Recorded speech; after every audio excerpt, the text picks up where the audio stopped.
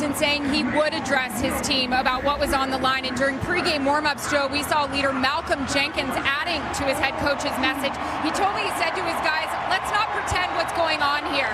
We have an opportunity to clean up the mess we made this season. Who wouldn't want a chance like that? And for the Cowboys, DeMarcus Lawrence saying he told his guys, the Eagles are still the champions despite what's happened to them this season. We want to get where we want to go. We got to knock out the champs. It's going to take a great mindset and some toughness today, Joe. All right, Aaron. Well, the Eagles won the toss. They defer, so Dallas will start this game with the football. And it will be that early test for that injury-ravaged secondary of Philadelphia. We'll get into that on the first possession for the Cowboys. Glad you're with us today on Fox. Jordan Lewis will bring it out. Cannot make it to the 20. Well played downfield. Eagles say the ball's out. And no indication of a fumble yet. Is this game going to start with a turnover? It stays with Dallas. And here's another look. Right now they're saying no fumble. And that ball's out. It's definitely out. Now a clean recovery. That ball was definitely coming loose before Jordan Lewis got to the ground. See if Doug Peterson throws the challenge flag. No sign of it. Wow, that looks to me like that's Eagles' ball. And he's now throwing the flag. What a start this could be for Philadelphia on the road. Boy, you're not kidding. These are the kind of breaks that the Eagles are going to need to get during this game, and to start the game with something like this is big. But again, you need a clear recovery to give the ball to Philadelphia. Sure looks like it, though, doesn't it?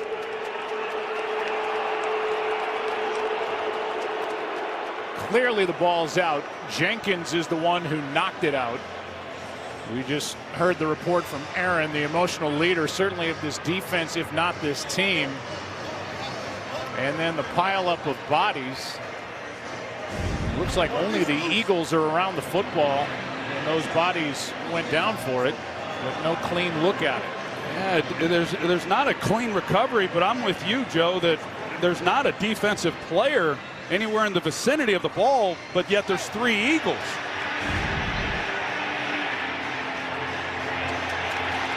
There's Leroy Reynolds is right there.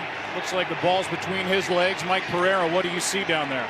Well, there's two ways that you can have a clear recovery. One being if you actually see Philadelphia with the ball, and then the other is if all of the guys in the pile are on the same team.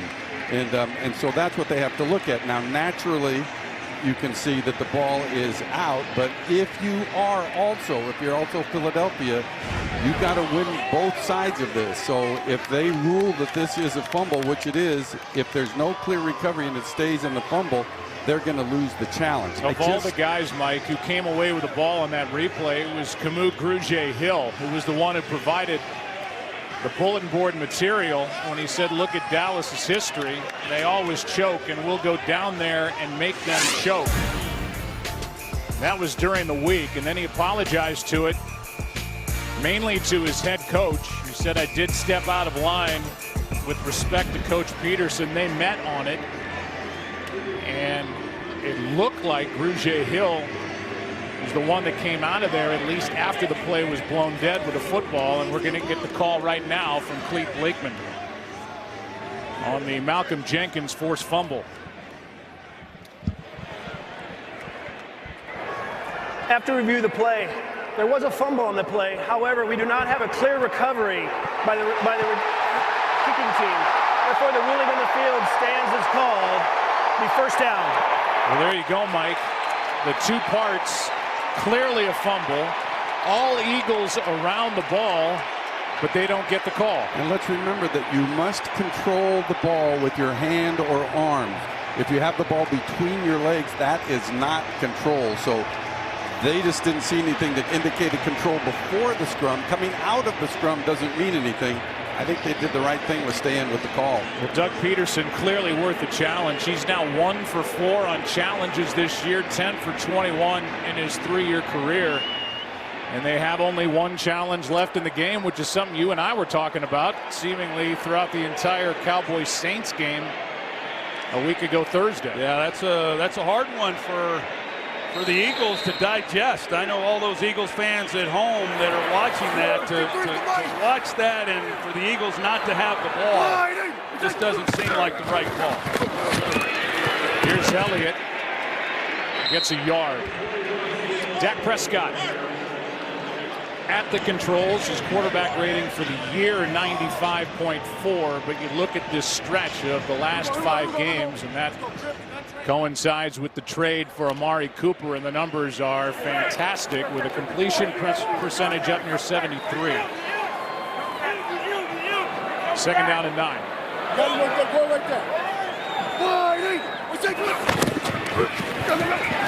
Throw is out on the edge to Gallup, and the rookie, a short gain. And well played out there by Sidney Jones, a gain of 2. And here's the turnaround. The first 7 weeks, a record of 3-4. Over the last 5, the only loss is that next game. After that 3-4 start, a Monday night loss here at home to Tennessee. A win at Philly, a win in Atlanta, and home wins against Washington and New Orleans. 3rd and 7. Prescott throws, and the pass incomplete. Intended for Amari Cooper, and there was Sidney Jones again. Well, Sidney Jones had safety help, and so he was able to play underneath it. It's too deep, man under, and he never turns around. If Sidney Jones just turns around knowing that he had to have known the ball was in flight based on the route by Cooper. If he turns around, the ball hits him right in the head. Well, credit this Philadelphia Eagles defense with all those injuries in the secondary. 13 different defensive backs have started a game this year. They don't get that early turnover, but they get a 3 and out. And a beautiful spiraling punt that turns over and takes a Cowboys bounce down inside the 20 to the 15, and a punt of 63 yards, a season long for Chris Jones. And now Carson Wentz, who is less than a year removed from the surgery to repair the 2 torn ligaments in his left knee. The numbers are pretty good, but when you consider where he was a year ago at this time, 33 touchdowns, just 7 interceptions, it pales in comparison, but he's still trying to get right. Yes, he is, and won't be right really until next season. That's what they oftentimes say when you've got a knee reconstruction, but he's been helped by this running game. And here's an early look at it as Josh Adams with a nice start to the day. Broke a couple of tackles, went around Awuzie, got 8, and a nice start from scrimmage for Philadelphia. And we look at this offense. They rank 17th overall. They're number 23 with the rush, but they have a new feature back over the last handful of weeks. And Josh Adams, we just saw him, and they got Golden Tate involved more in their home win against Washington. Yeah, Golden Tate's first game, a little bit like Amari Cooper. His first game was when they played each other back a month ago. He only had 2 receptions in that game, but he's coming off his most productive day last Sunday.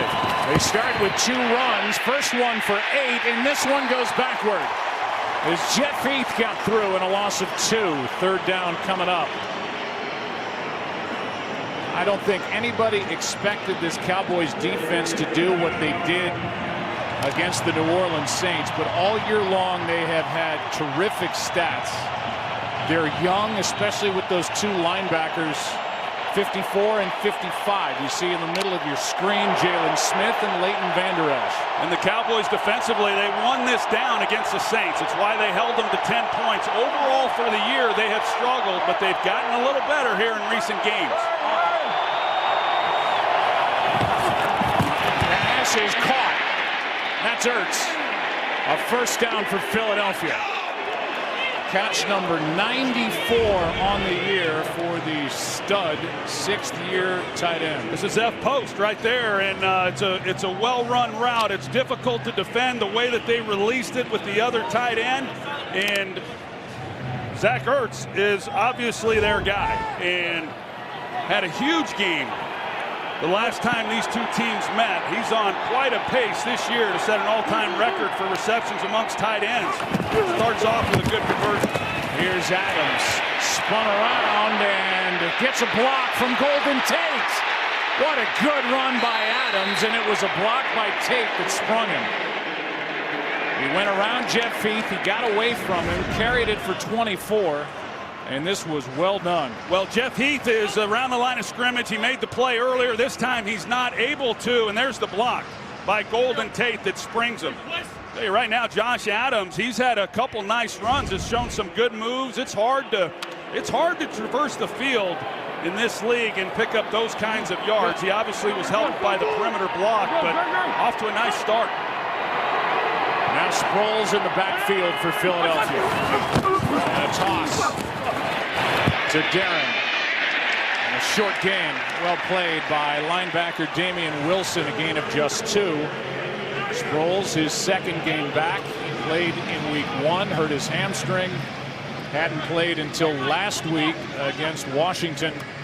And on his first carry, gets just a couple.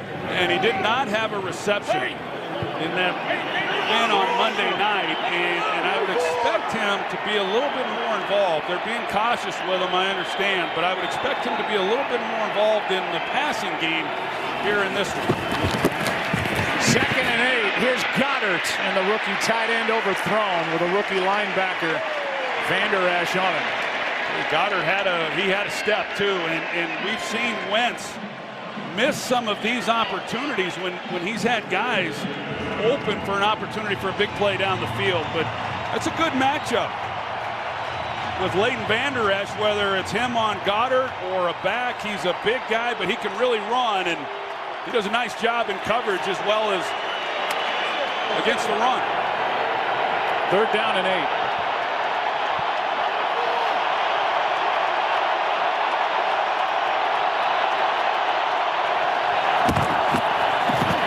Fake the handoff, and Wentz is sacked. Randy Gregory, he's been hot.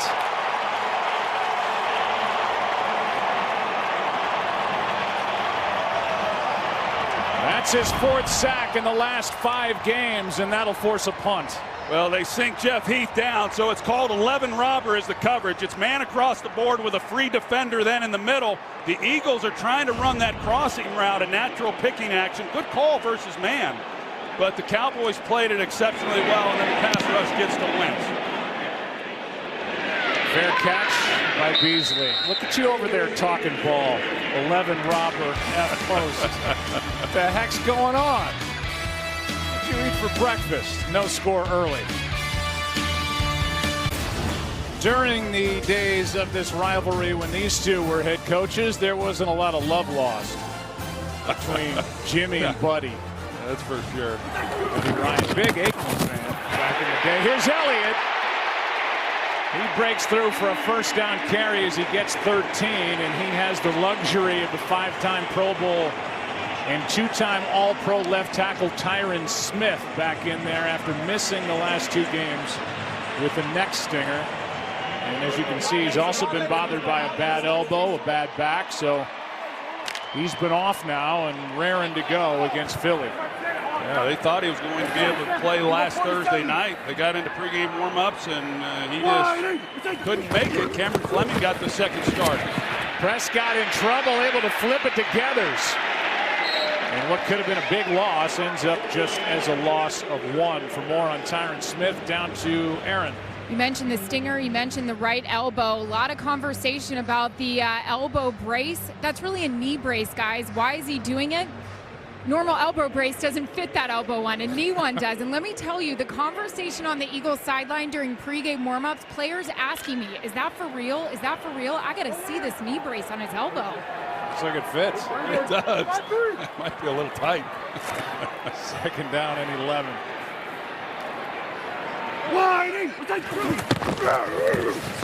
Here's Elliott.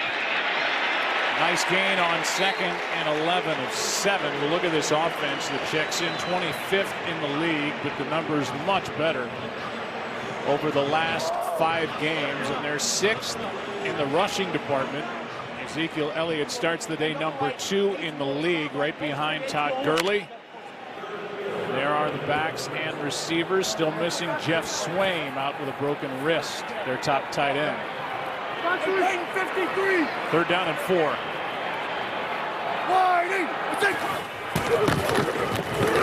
Prescott throw is behind the tight end, but a nice catch by Jarwin for the 1st down.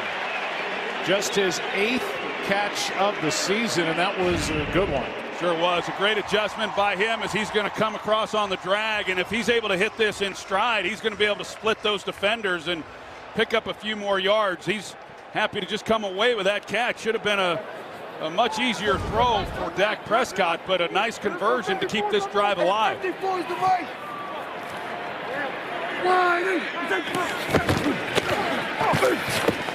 Prescott, good protection, has a man Gallup, and he's been getting more and more involved, the rookie wide receiver. The 3rd-round pick from Colorado State.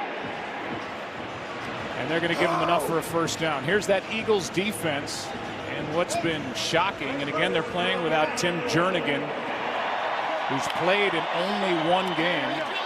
Still out with back spasms. They don't have Jordan Hicks. They just put Jalen Mills on IR. 47. It's a difference in stopping the run that's been the problem for Philadelphia.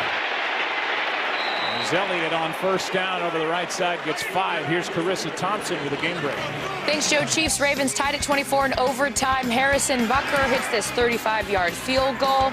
Ravens are going to get a shot. RG3 in for the injured Lamar Jackson. His pass falls incomplete on 4th and 22. Chiefs win and clinch a playoff spot. Joe? And to stay on top, Carissa, in that AFC top seed position at 11-2, and we will see them against the LA Chargers on Thursday night here on Fox from Kansas City. Prescott airs it out. Flag is down. Gallup the target, and the flag is thrown in the direction of the coverage on Michael Gallup. We'll see who it's against. Yeah, we'll see. That's usually on the defense. Rasul Douglas. See what they. Personal foul, grabbing the face mask. Defense, number 32. 15-yard penalty from the previous spot. 1st down, Dallas. And there it is on the right side of your screen. Just a little grab that turned the head of Michael Gallup. Well, Rasul Douglas, he's had a tough time. And the last game against Amari Cooper, he really struggled. They had him turned around all over the place. He didn't get involved in the run game in terms of tackling, and he's going to have a good game for them to have an opportunity in this one.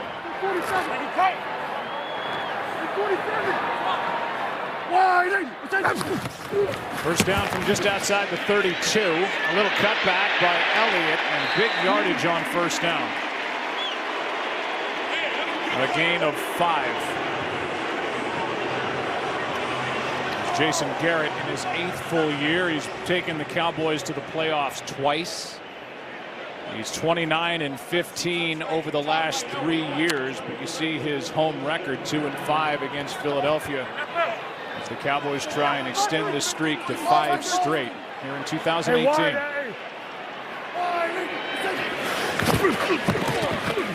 Elliott, a bobble, and then a dive, and we'll see where they put it.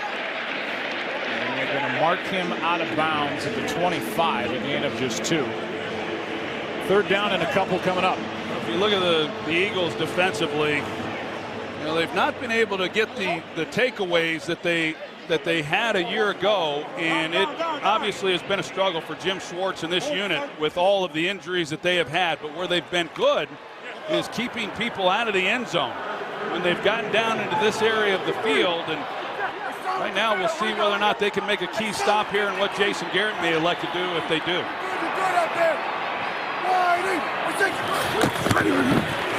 Pass is caught. Flag is down, and that on the far side of the field is the tight end Jarwin again. Well, they may get a hit on Dak Prescott. That was the flag that came in late, it appears. And whether or not the Eagles maybe were offsides on the first flag that came. Take a look at it. It's all out blitz. There's Cox who gets the hand to the head. On the play. Offside, number 77. That penalty's declined. Personal foul, Roughing the passer, number 91. Penalties half the distance to the goal line. Automatic first down. So the three-time Pro Bowler, Fletcher Cox, is guilty of the foul on the hit on Dak Prescott. Here's another look. Yeah, he had a clean shot to come in, and you know those are tough penalties on these defensive players. But just knowing what the rules are, you just can't get your hands anywhere near. But even without that, they've gotten Michael Bennett offside, so it was going to be a first down regardless. And they completed it to Jarwin. First and goal from just inside the 10. Prescott keeps, well played by Bennett. He was the one guilty of the offside, and Michael Bennett, the three-time Pro Bowler, what a play, loss of 4. Talk about the difference in stopping the run. Over the first 8 games, 84 yards a game. That's what this defense for Philly gave up. Last 4, over 140 per and 6 yards per attempt. Yeah, there was a time, like even last year, you know, they were much better against the run. Teams haven't stuck to the run the way that you would think, knowing the way that the Eagles have given up rushing yards. This game isn't going to be one of those, however. Here's one for Gallup. A lot of contact, no flag. Gallup covered by Sidney Jones. And it'll be 3rd down and goal. Yeah, so you look at the Cowboys during this 4-game win streak, the first 3 games of that, they were really good down here in the red zone. Overall on the year, they have not been, but they were 6 of 10 through the first 3 wins. But last Thursday night against New Orleans, they were just 1 for 5. So for a defense that played so great in holding the Saints to just 10 points, Cowboys offensively really should have been able to run away with that, but they just couldn't come away with touchdowns down here. Right now, big 3rd down for them. We're down in goal. Prescott to Elliott. He's got a long way to go. He's hit from behind, hit from in front. Nigel Bradham made the initial stop, and good work by the Philly defense. And that play by Michael Bennett got it started on 1st down. It'll be 4th down. That's really a great job by this defense. And again, red zone defense for the Eagles steps up. They're 4th in the league in stopping teams once they get inside the 20-yard line. And they do a good job of rallying to Ezekiel Elliott and forcing this field goal attempt. Of 28 yards.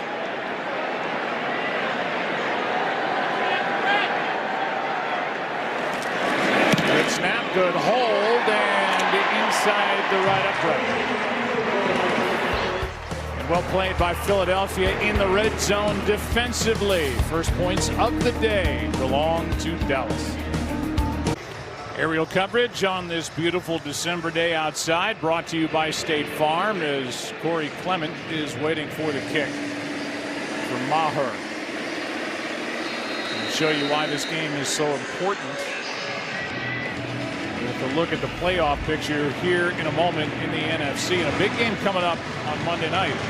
Big one later tonight as well at Soldier Field. Clement will bring it out. Try to the left side and have room.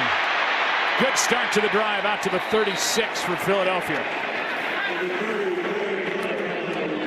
The Rams will play at the Bears later, and they need a win to stay out in front of the Saints. Remember, they lost head-to-head in New Orleans earlier in the year. There's Chicago at 8-4. The Dallas Cowboys leading the East at the moment. Seattle will play Minnesota in Seattle tomorrow night. And the Eagles are definitely in the hunt at 6-6. And their destiny in their own hands, even in the division. I'll get into that in a second. That was Ertz in motion. Wentz finds Sproles. Rouzier made the play. Gain of 3. If Philadelphia wins this game, they walk out of this stadium with an identical record of 7-6, but a better division record than the Dallas Cowboys. Doug Peterson's team has a tough schedule upcoming. They're at the Rams, at home against Houston. They finish at Washington, a little easier road, the final 3 for Dallas.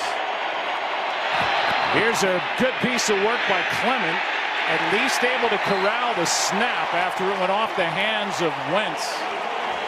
And a loss on the play of 4 as Malik Collins brings down Clement, and he's hurt. Another injury after that big return to set up this drive. Here's a ball, and at times you watch this, and it just seems like Kelsey fires them back on Wentz pretty hot, and they're lucky to get that one back. They'll check on Clement, and we'll take a break. Well, for Corey Clement, just a nasty-looking injury to his right leg. The knee got twisted. He's getting looked at. It's 3rd down and 11 for Philadelphia. The Eagles have already lost Jay Ajayi. They lost him week 5. They just got Darren Sproles back. That didn't look good. Again out of the shotgun. Blitz coming from Smith. Pass is incomplete. With Golden Tate, the closest one to it. Maybe Nelson Aguilar, but that throw was between those two and really close to neither one of them. Well, in Golden Tate, you had really what you wanted. They matched up Byron Jones on Zach Ertz, so a good move by the Dallas Cowboys, putting their best corner on the threat offensively, but that's another missed opportunity for Carson Wentz. He's got a chance on Golden Tate. He's open. He's got field to make that throw, and it's not even close. It's a 3 and out for Philadelphia, and then they have lost Clement. Beasley from the 15 gets swallowed up, and there's a flag down back inside the 40 near the line of scrimmage.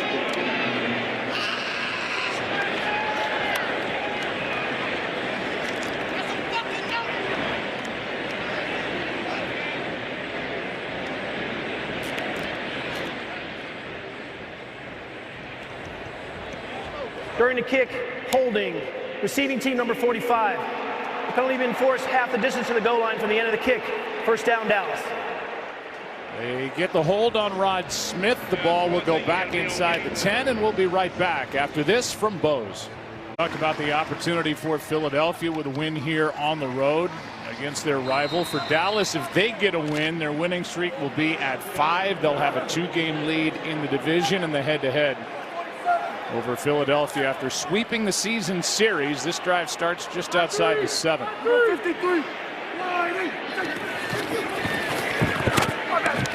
Here's Elliott. A little breathing room on that 1st down play as Nathan Gary makes the stop. Catch in a spin of 4. Well, you look at the Philadelphia Eagles right now. This is the 2nd possession that they've started the series with Fletcher Cox on the sidelines. He did come in when they got inside the 30-yard line. He came in off the bench and played that last possession. But he's a guy who's played the most amongst the defensive front. He plays over 80% of the snaps. They're trying to keep him fresh, I'd imagine, to get into that 2nd half, particularly the 4th quarter. Here's Elliott. Hill there to make the stop with Brandon Graham, and that will end quarter number 1 in a 3-0 battle in the NFC East. Fox NFL Sunday will return after this from your local Fox station. Need one of these quarterbacks to come out here and sling it around. Well, one of them's here. Hey, he's right there to my right. Never a fun afternoon having to play that group. I can imagine. Reggie White, Jerome Brown, Clyde Simmons, Seth Joyner, Eric Allen, Andre Waters. See those faces in your sleep. 3rd down and 6. Prescott jumps, throws, pass caught. Where was the knee with the reach? And they're giving Elliott enough for a 1st down. It was close. Good work by Prescott to stay up and alive and find Elliott. Well, Malcolm Jenkins is there, and he has an opportunity to make the tackle. I really think, looking at this game, the Eagles, for them to win, this has to be their best game of the year in tackling. They've not been good for the most part this season. They were not good the last time these two teams met, and that's another example of it. That's where the Saints were good at limiting the yards after contact. How about that hole for Ezekiel Elliott out across the 35? On 1st down, gets 20 yards. So they had a chance to make a stop then on third down. They don't. They come off of that, and you see the job that offensive line does. The center, Joe Looney, he's able to mash it down. 1 foot in the ground, and Ezekiel Elliott then takes the cut. He is running the ball awfully well. I was talking about the Saints. They did a good job on him, and they limited him, and they attacked him, and they won the line of scrimmage. Here's Ron Smith.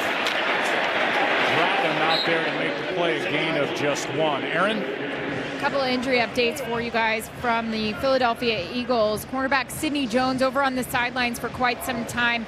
He is questionable to return with a hamstring. And for the running back, Corey Clement, they took him back into the locker room. We saw that knee injury, see him upset right there. They are checking out that knee. He is questionable to return. Well, for Sidney Jones, he played against Washington, but had missed 4 of the previous 5 games with a bad hamstring, so he's back on the sideline in that thin secondary for Philadelphia. 2nd and 9. Blitz coming off the corner. Pass is caught by the tight end Schultz.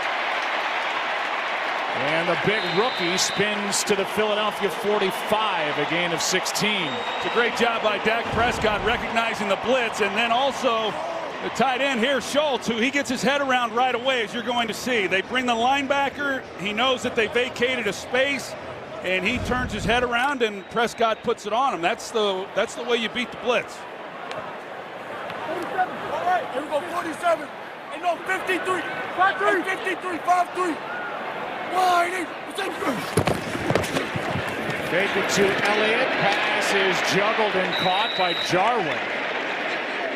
It's been a tight end heavy early going here for the Dallas Cowboys. You see the overall record in the NFC East for the 4 teams and where they sit with divisional play.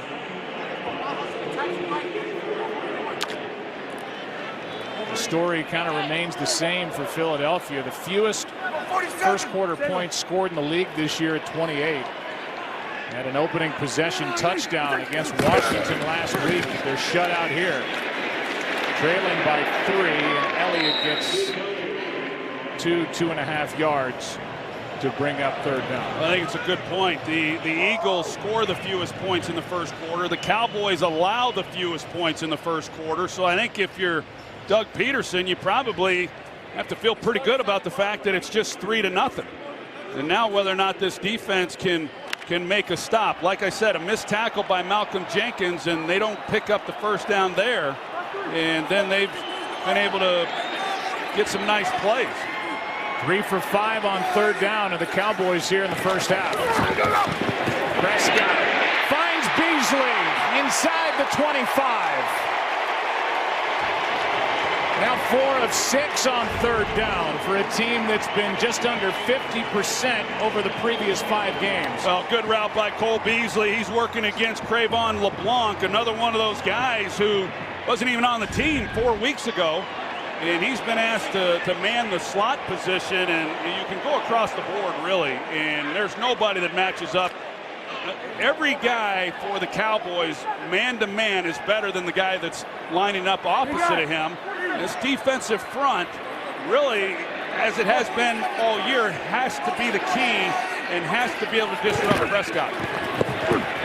Amari Cooper's been shut out. This one's picked in the direction of Cooper, and Rasul Douglas has it. Big play for Philadelphia out across the 15. His second of the year, a bit underthrown, and Douglas was there. It's a takeaway, just the 10th for this Philly D at the right time. That top line on that bottom row there, Dak Prescott, his first interception over the last 165 pass attempts. It is a beautiful play by Rasul Douglas. And we'll show it to you in a moment. No interceptions during the 4-game win streak for Dallas for Dak Prescott. And this took a really great play to make that turnover happen. Wentz got a yard. Back to the interception. Yeah, I said Rasul Douglas was going to have a big game if they're going to have a chance to win this game. And here's one of them. He does a great job. They're in zone coverage. He's on the tight end, but he's got his eyes back to Prescott. and he has an understanding of how the defense, or excuse me, how the offense is trying to beat that coverage. They've got Amari Cooper then on a linebacker, and he comes off of his man and is able to make a play, and that's a great job by Rasul Douglas, just understanding how the defense was being attacked. Amari Cooper, no catches. That was only his second target. Pass is caught a yard short of a first down by Alshon Jeffrey. Gain of 8, 3rd down and 1 coming up. We'll see what Philadelphia can do with that switch in momentum, with the Dallas Cowboys already up 3-0 and getting that interception. The Eagles right at their goal line.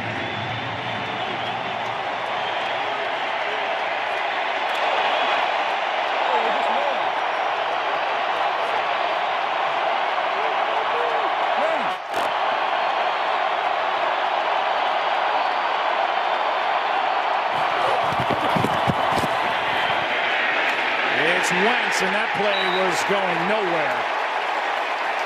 Little option out there to his right with Adams. No toss and no yards. I don't like it. If they're short side of the field, they're on the right hash and they're running the option play to the right side, so they don't have much room as it is. They're playing against a Cowboys defense. There's no misdirection whatsoever, and you're playing against a fast pursuing defense, maybe the 2 fastest linebackers in the NFL, and I don't know. I think it's easy to say after the fact. I wouldn't have liked it if I'd have known it was going to be called to begin with, and I just don't think they gave a chance on that one.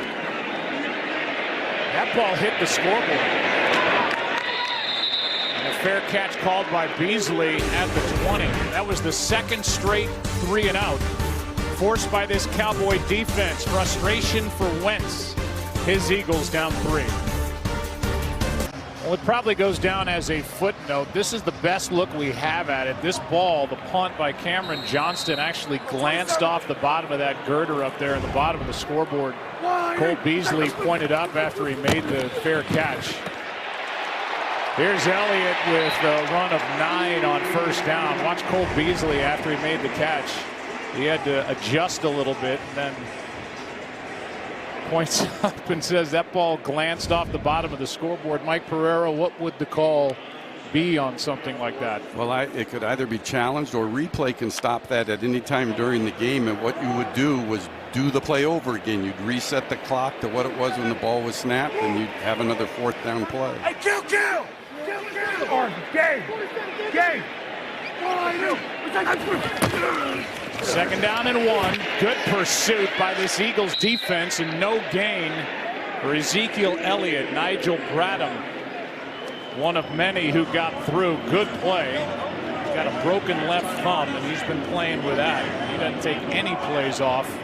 3rd down and 1. Yeah, you talk about their linebacking situation. They're without their starter, Jordan Hicks, and then the other 2, Grugier Hill and Bradham, are both playing with casts on their hands. And you think of someone having to wear a cast, and how would they then catch the ball if it's in their vicinity? But hard to get off blocks, hard to tackle. It's not easy to do, but both of these guys are having to do it, and they have been now for a few weeks. Here's a toss to Elliott. First down easy, and he's out of bounds near the 40. Dak Prescott is a threat to run. He's been running more during this streak, and he flipped it for 10 to Elliott. Yeah, they just came down and optioned off Chris Long, and as soon as he takes Prescott, nobody then accounting for Ezekiel Elliott around the edge. Elliott's on pace to have a bigger game in this one than he did in Philly. He's got 11 carries, 72 yards, 6.5 yards a carry. 19 for 151 at Philadelphia. Second week in November. Here's a pass caught over the middle by Rod Smith. He gets 9, the backup to Elliott. Twin brothers defend their titles in a huge night of championship fights on Fox. Jamal Charlo takes on Willie Monroe Jr., while Jermel Charlo defends his belt against Tony Harrison. PBC, December 22nd, only on Fox and the Fox Sports app. Second down and 1.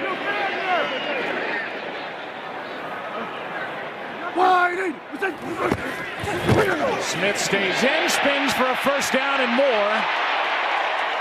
A lot of movement with the football as he braced for the hit from Corey Graham and a gain of 14. Well, they're trying to trap the inside defensive tackle. He comes up the field and was not a factor in the play whatsoever. They've been hitting it right over the center. This offensive front. Well, L. Collins, he's done a nice job. Zach Martin making some key blocks as well. This offensive line really off to a good start here in this first half. 53's the right. Dirty, wide. A difference in total yards. And a flinch by Rod Smith will make it 1st and 15. False start. Offense, number 45. 5-yard penalty. Still first down. With that, we'll go to Kurt Menefee with a game break. All right, and with that, we'll go to the Raiders having a 7-0 lead over Pittsburgh. That is until Stephen Ridley ran it in from 3 yards out. Oakland added a field goal. It's turned out to be a pretty good game so far. 10-7. Raiders on top in the second quarter. Joe, Troy, Eric? Yeah, Kurt, Pittsburgh's got a tough road the rest of the way. That's a game they have to win. They come in at 7-4-1. Oakland's been playing a bit better of late. First down at 15. Elliott back in there. This one to Cooper. What a catch! That was all Cooper.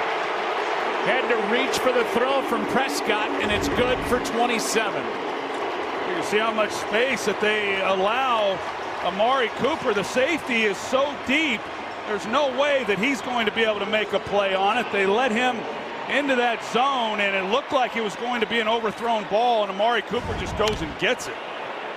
8th different receiver for Prescott, and he's found for a completion in this first half. We're already at under 4 to go in the first half. Elliott, Fletcher Cox, and the flag comes in. Well, you look at this, Joe. The Eagles have only run 13 offensive snaps. You got the Cowboys who have 31 and Holding. Offense, number 73. 10-yard penalty. Still first down. got an Eagle defender who's on the ground now. That's Josh Sweat. So he's down. The holding call against Joe Looney, the center, right there with the left arm. Back after this. Well, Josh Sweat is number 75. You see Xavier Su'a-Filo, that big body go into his left leg. So he's into the tent getting looked at. 1st and 20 for Dallas. Pass is caught, but a good play. Jarwin made the catch. The tackle was made out there on the edge by Rasul Douglas, who had the interception earlier.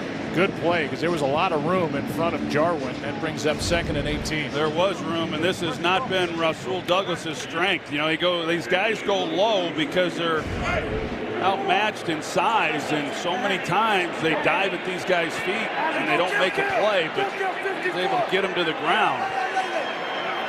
Loaded. It's already 6 catches by Dallas tight ends. Here's one to Ezekiel Elliott, brought down from behind by Brandon Graham. 3rd down coming up. So here are the Cowboys with more than 4 times as many yards as the Eagles, but leading only 3-0. Just over 2.5 minutes left in the half, and Philly gets the ball to start the second half. This is a big 3rd and 13 coming up. Well, the Eagles offensively have just 2 first downs. Now they got to make a stop here. If they just get out of this giving up 3, they're down 6 at half, they'd be thrilled. The Cowboys are 5 of 7 here on 3rd down in the first half. 4-man rush. Prescott to his left. Flag is down, and Prescott is as well, short of the first down. The flag is back near the line of scrimmage. Holding. Offense, number 77. 10-yard penalty, replay, 3rd down. Well, that's why Dak Prescott was able to get out of the pocket with nobody there. Tyron Smith, see the hold that he has right here on Brandon Graham, and so Graham's not able to come off of that. Clearly, Prescott has not been much of a running threat, really, in the last 7-8 weeks after they beat Jacksonville but he has come up with some timely first down scrambling like he did on Thursday night against the Saints. We're at the 2-minute warning in Arlington. 3rd and long for Dallas when we come back. Eagles only care about that bottom line. 3-0 Dallas, not the top one. 204 total yards to 43. It's 3rd down and 23 for Dallas. Back at their own 28.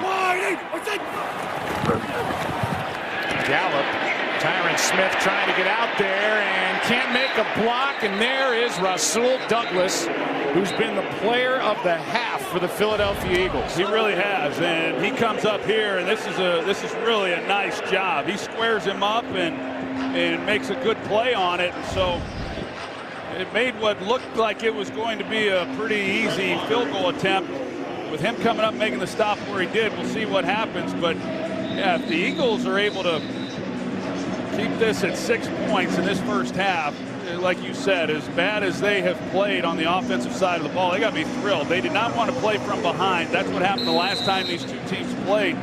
The Cowboys had a 13-3 lead at halftime in that one. But this is a Eagles team who's had success here in Dallas. They've won 5 of the last 6 here in Dallas. 45-yard try. Maher, his first year in the NFL, is no good. Wide to the right. And Maher now 11 of 15 in that range of 40-plus. Rasul Douglas, what a half. 3-0 Dallas. Eagles have run 13 plays on offense. Dallas 13 first downs, but who cares? A missed field goal by Maher. Here's Philadelphia. They'll get the ball to start the second half. They're down 3-0. 1 timeout left. They took one on defense on the 3rd down stop. Aguilar wrapped up by Jalen Smith. A gain of 7. The Cowboys, with their 3 timeouts, they are going to see what's happening here. There's a timeout. Looked like Jason Kelce. The official called the timeout, and it's Clete Blakeman who is signaling to the sideline that he saw Kelce take a hit to the head, and he has to get looked at. There's no decision on the part of Kelce as they stop the clock with 1:34 left, and he is the anchor, the beloved center of these Eagles, Jason Kelce. Mike Pereira, that was called by Clete Blakeman. Well, if you call an injury timeout with the clock running, which it was, then it would convert to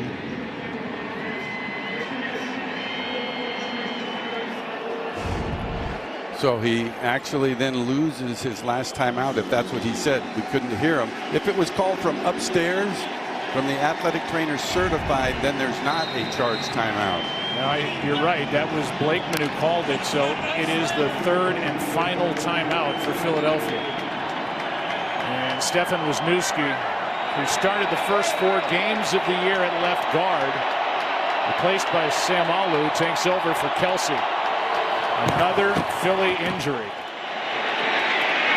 Pass is caught. Ertz out of bounds at the 49 of Dallas with 1:28 left and a completion of 9 yards. Well, it's a great job of protection up front. Carson Wentz had all day to sit there and wait for Ertz to come out of that break. And like I said, I'm sure Jason Garrett was standing over there wanting to see what happened on 2nd down. If they came up short, you know, he could reverse the things and call timeout and get the ball back and maybe come away with something themselves. But the Eagles able to convert, and now they can start to think about getting into field goal range and making something happen beyond that.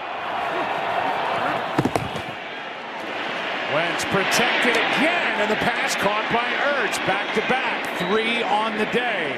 That's 96 on the year. And Zach Ertz is looking right back into the sun on this play as he comes out of it, and he's able to still go up and make a play on that. That's a really nice job. The reason he's gotten open the way that he has throughout the year and over his career, he's outstanding at running routes.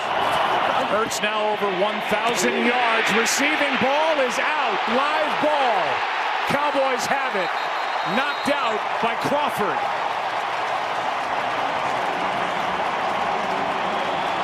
Collins has it for Dallas. as Tyrone Crawford just forced the 9th fumble of the year by Carson Wentz. And his 6th lost fumble.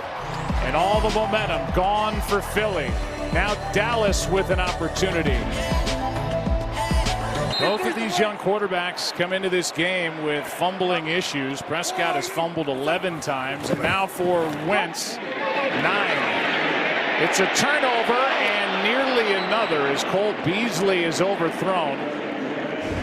Corey Graham came up short on the interception try. Back to the turnover. Yeah, Tyrone Crawford, he's their defensive tackle, and he gets a good push. He gets stumbled, and then he comes up and is able to just go for the ball as Wentz is trying to throw it.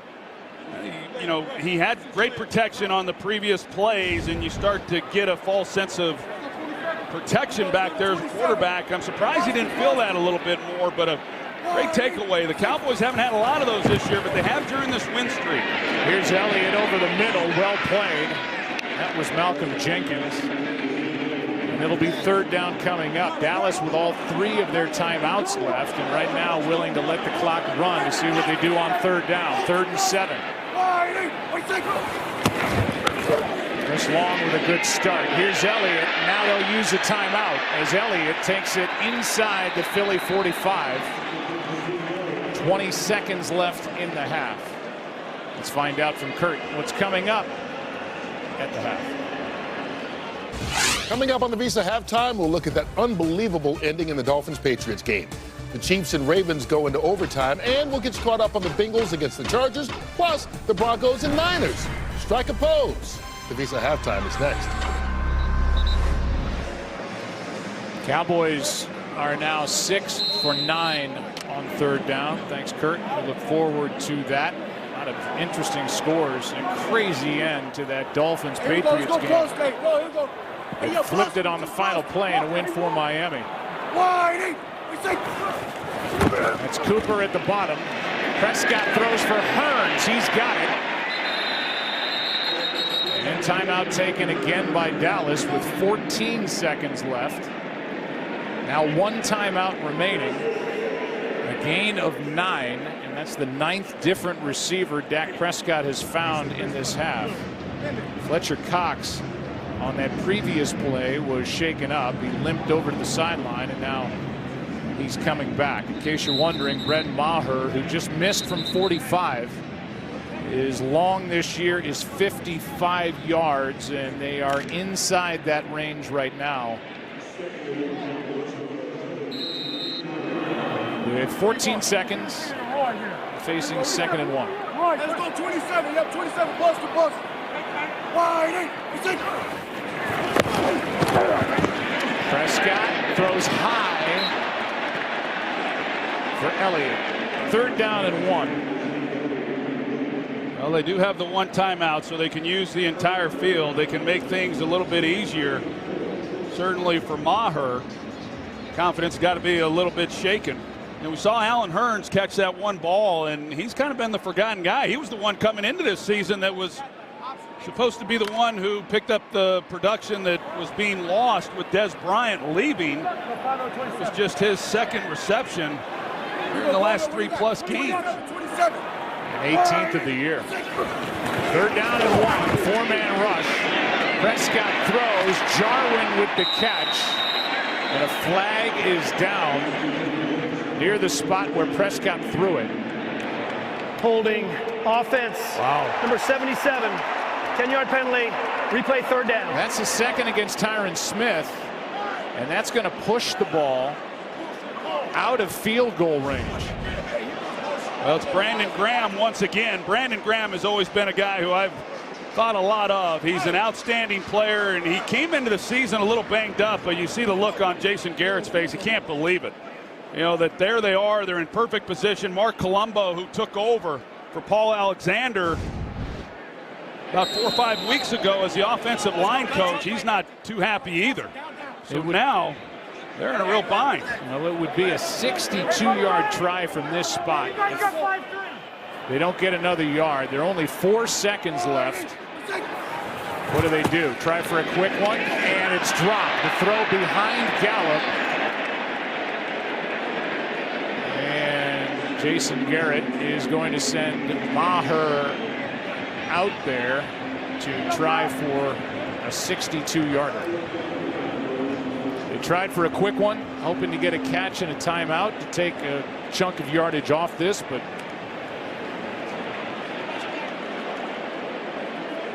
well, regardless of whether he makes this or not, the Eagles, I mean, neither offense has looked great. Even you say that, and the Cowboys have 230 yards of offense, but just shot themselves in the foot. The Eagles just simply haven't done anything. Here's the try. It is good! Maher from 62.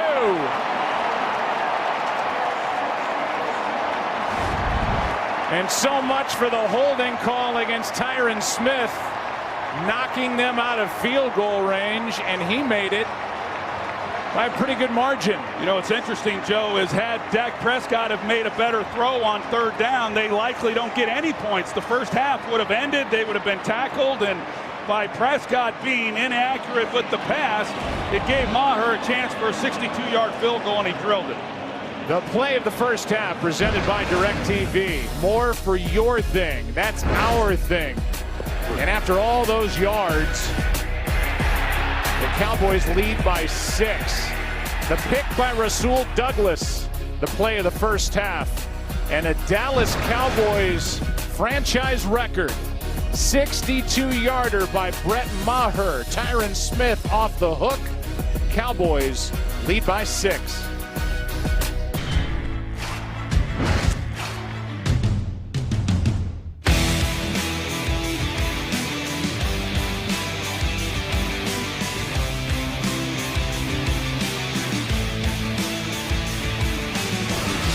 That was today's game flow, brought to you by Progressive. And the game flow through 30 minutes on the clock has produced 6 points. The last 3 coming on the second longest field goal in the NFL this season by the guy who's about to boot it here. 62 yards as time expired. The Cowboy franchise record, the longest 63 by Graham Gano to beat the Giants for the Panthers. My, how the Panthers' fortunes have changed. They lost again today. Well, what's got to change here in this second half for the Philadelphia Eagles? They've not been able to maintain possession very long. They haven't run a lot of offensive plays. In fact, just 17. And then that turnover right at the end of the first half was a killer, with Philly down by just 3 as they start the second half with the football.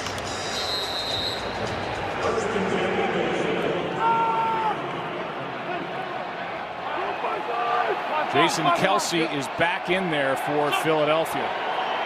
Good to see.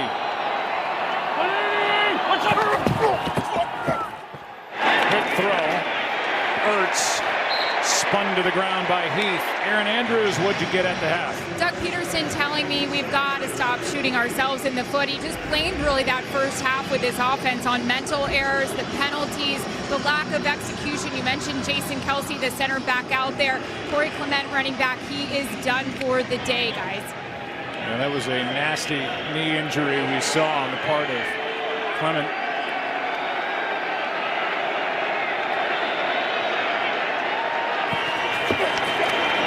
Here's a handoff to Adams. He's been shut down since that opening possession as Antoine Woods makes the play.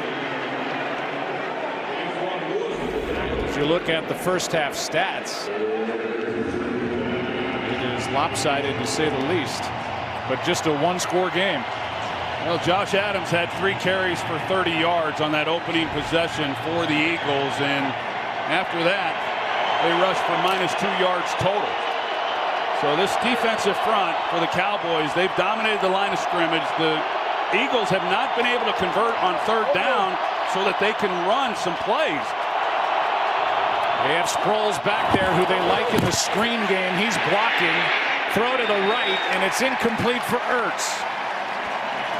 3 and out to start this second half, and Wentz gets up grabbing his neck, and this offense is misfiring left and right. Well, Tyrone Crawford, he comes up the middle, and then you've got Jalen Smith, and then, of course, off the edge, DeMarcus Lawrence, and a lot of pressure on the quarterback, even when there's not sacks. And this is a defense that they make you earn every single thing you get. Every throw's contested. There's no easy plays, and you watch them on film, and it's week after week that this is occurring. They just shut them down here today. Line drive punt, some room in front of Beasley. Not a good punt. Good return out across the 45. The Eagles have had 5 possessions. They've had 3 3-and-outs, and Wentz has been taking some shots. Dallas has it up 6. Coverage brought to you by State Farm, where inside that massive structure, it's known as AT&T Stadium, there have been 6 points put on the board. This drive starts at the Dallas 46. Want to sweep their season series over Philadelphia. Elliott, he got a yard and a half. Hard to believe the visiting team has won 13 of the last 17 games in this series between the Cowboys and the Eagles. That goes back to 2010, and there are the first half possessions with the half ending on that 62-yarder. You see the number of plays that had been run, putting together some good drives, just not coming away with much. Prescott throws. Cooper barely been involved, and he makes a spin, a move, and gets a first down on Trayvon LeBlanc. Yeah, of course, this drive for the Cowboys starting with great field position, and you see what ultimately happens. But hey, Jim Schwartz and this defense, I don't know what more they can do. They're holding on by a thread, and I mean, literally, with all the injuries that they have had, they just have not had any help whatsoever. And you just kind of get the feeling that if the Cowboys get something going and are able to come away with a touchdown, that they're going to have a real tough time trying to climb back in it. Elliott on first down carries for 5. Nigel Bradham and Devontae Bosby combined for the tackle.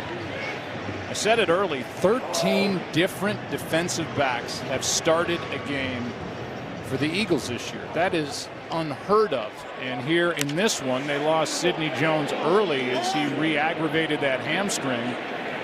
So Bosby, who was in a camp battle with Avonte Maddox for that slot defender role, is in there. Pass is caught by Gallup against Devontae Bosby for a first down. Michael Gallup has had a really nice rookie season, and he's gotten better as the year has gone along. He's become kind of their deep threat. We saw him early in this game where he had some opportunities underneath because of his speed, being able to threaten defenders. But he's been a nice complement to what they're doing with Amari Cooper on the other side.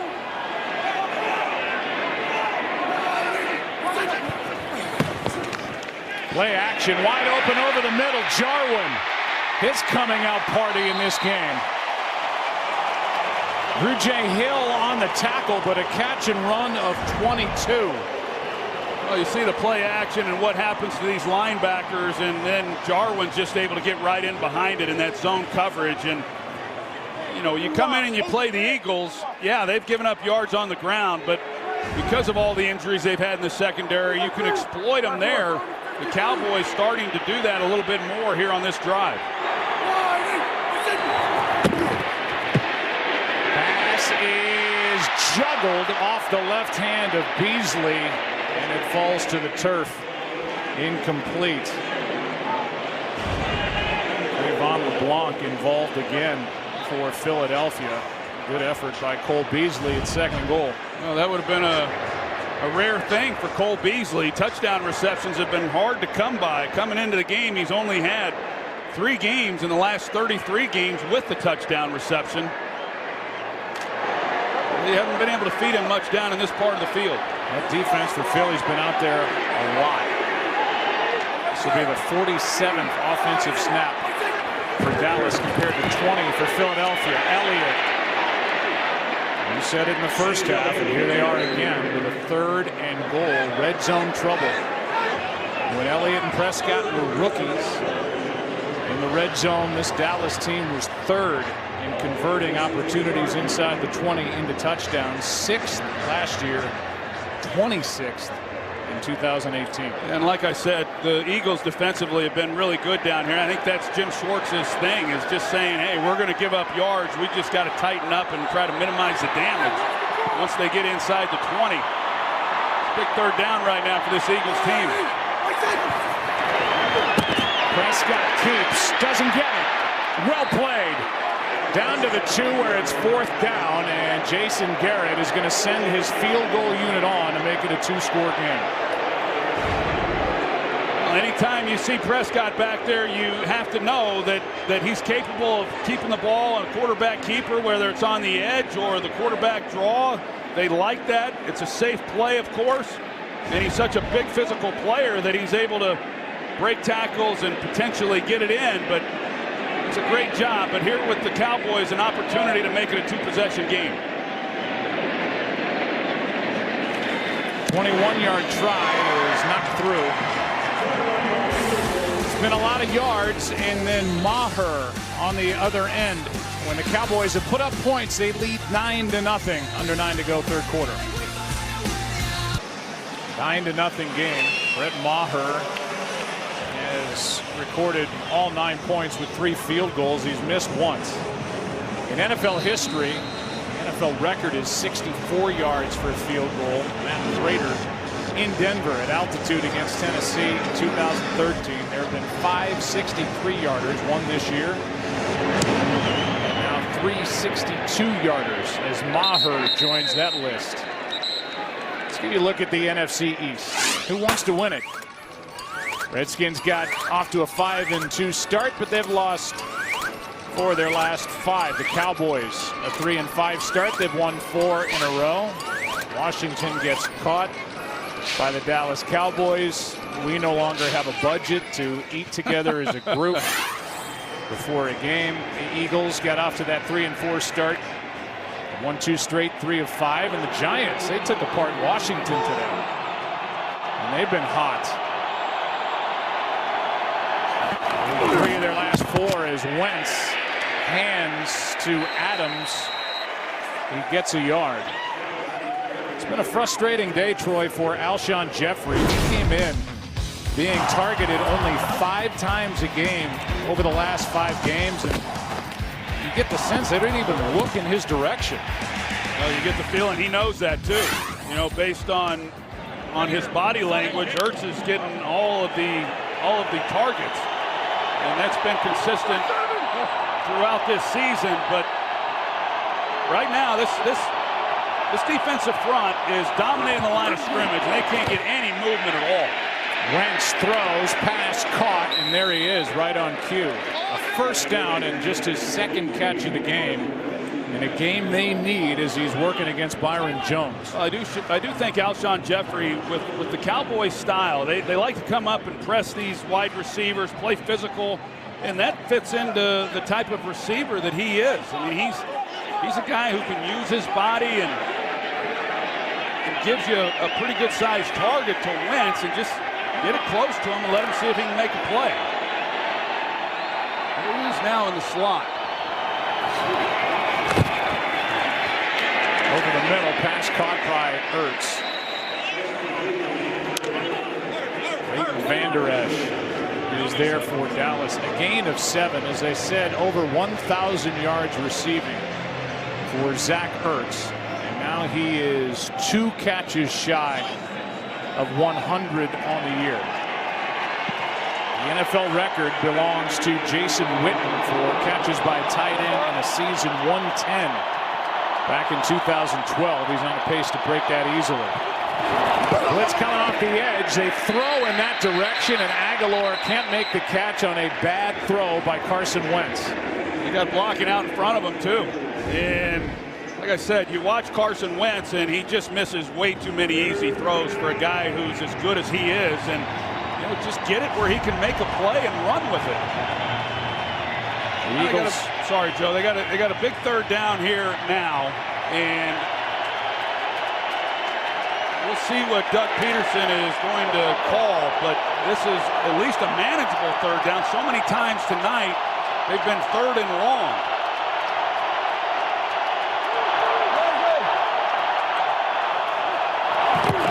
Third down and 3. Pass is broken up. Jeffrey the target. Coverage by Awuzie.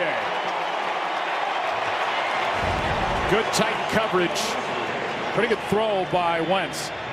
It's a great job of coverage by Awuzie. And these two guys, I'll tell you, this secondary has been so good. They don't give up big plays. Like I said, they challenge these receivers. Chris Richard has come in and really done an outstanding job. And of course, he was with the Seattle Seahawks, the Legion of Boom. I think this secondary, they need to come up with a name of their own, as good as they've been this year.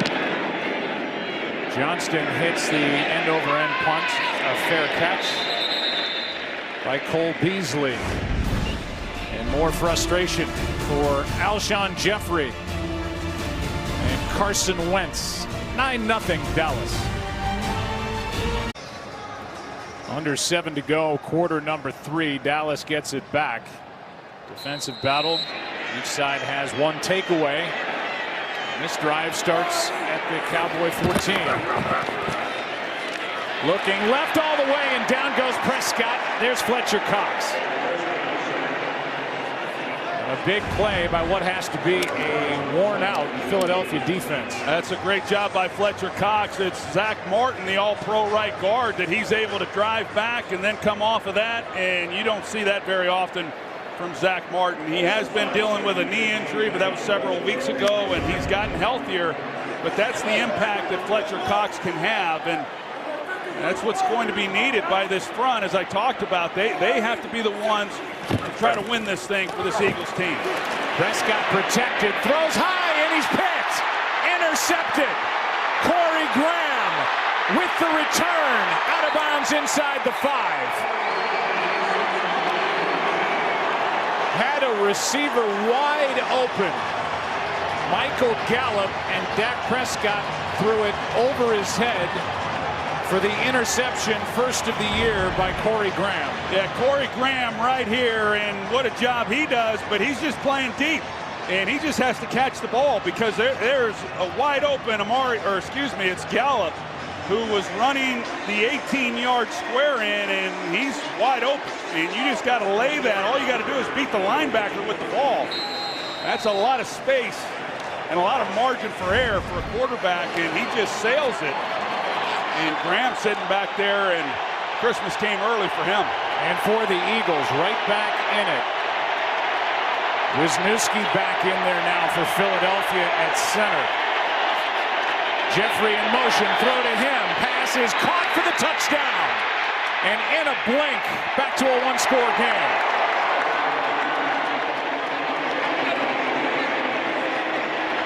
The rare points-off turnover for this Philadelphia team.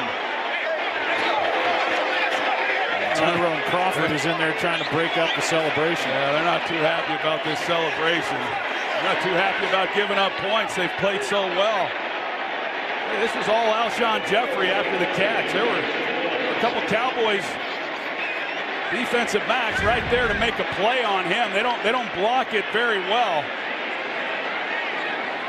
And he just is able to split the two of them, being down in there that close to the goal line. It's a good job by him finishing and getting through Byron Jones and Xavier Woods. They came in, the Eagles did, with only 20 points all year off turnovers. Here's an extra point that is no good, and it's a 3-point game. This one started with the interception by Corey Graham.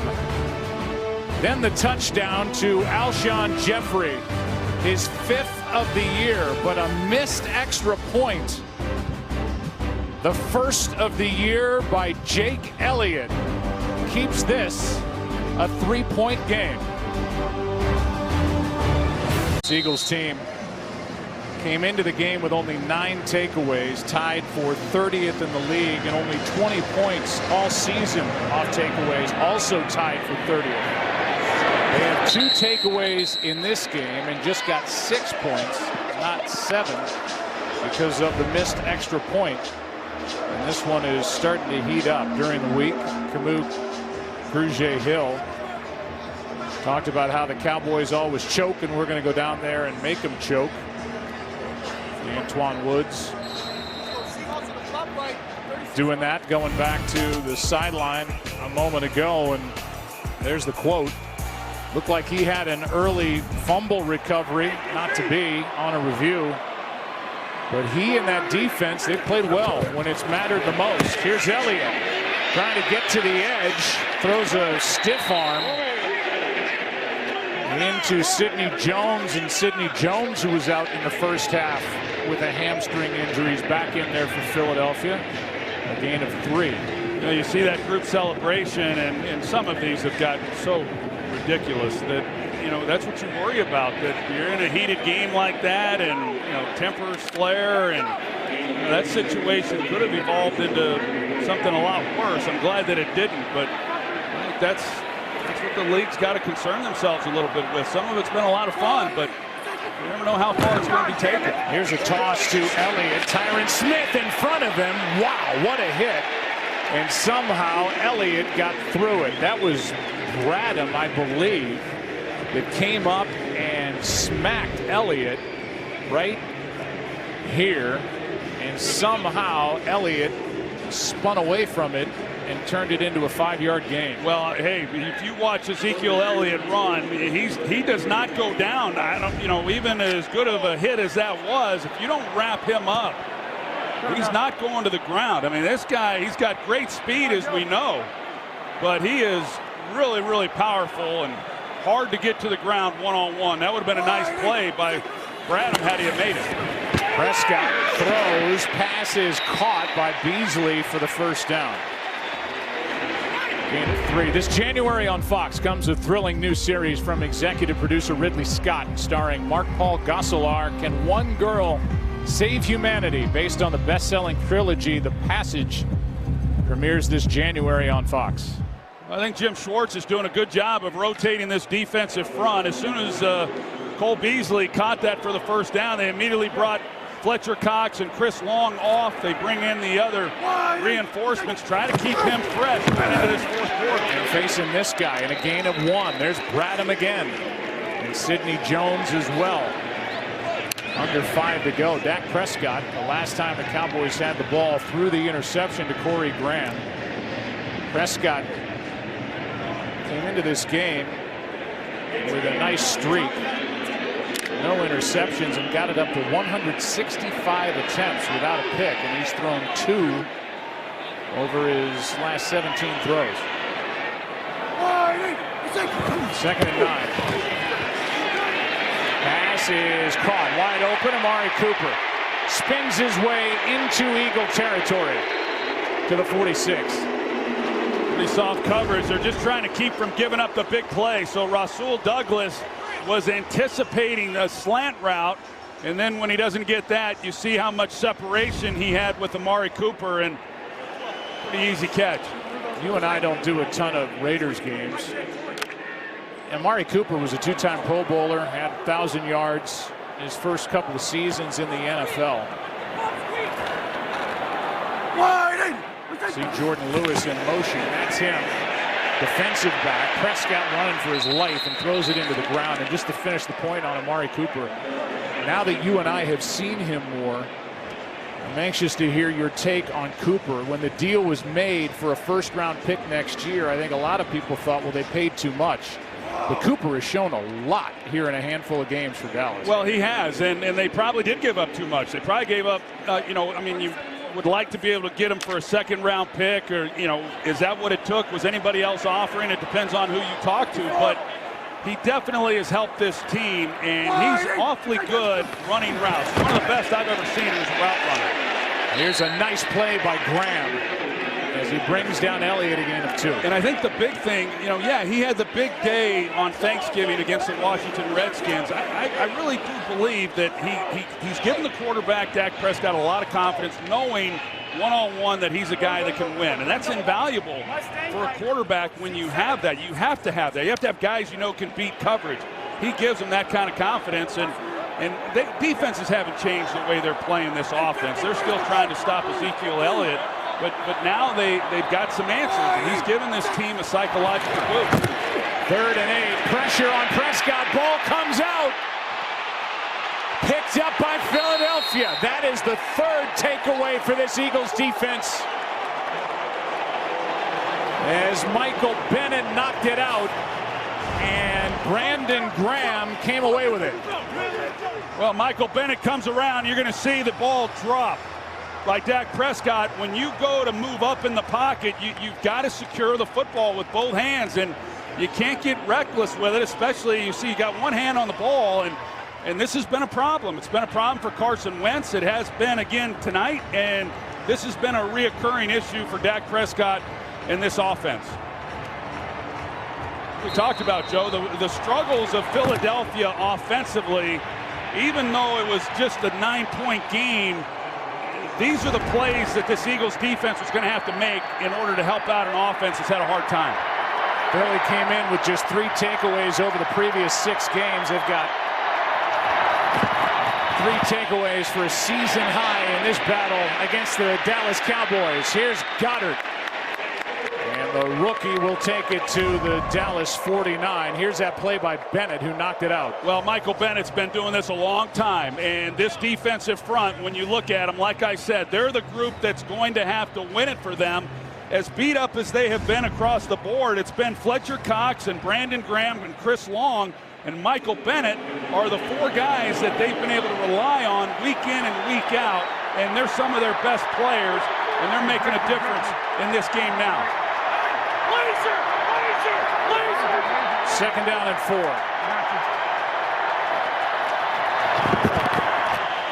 Pass is behind Alshon Jeffrey. Incomplete, and then Jeffrey got hit right in the ribs. And at the very least, that knocked the wind out of him on that hit by Xavier Woods. No, just a tough catch, knowing Xavier Woods is coming in, and another poor throw. You're going to see DeMarcus Lawrence has to go into coverage, and you've got Sproles in the flat, and Carson Wentz was just locked in on trying to squeeze that ball into Jeffrey. If he's able to get it to the outside to Sproles, I mean, there's no telling how far he's going to go. Timeout by Wentz. With the play clock at 2, the Eagles have only 98 yards of offense. But they have the ball, 3rd and 4, trail by 3, and we'll be right back after this from Verizon. Well, a big 3rd down here for Philadelphia. They converted their first 3rd down try. They're 0 for 5 since. Well, the other guy they haven't been able to get involved today is Golden Tate.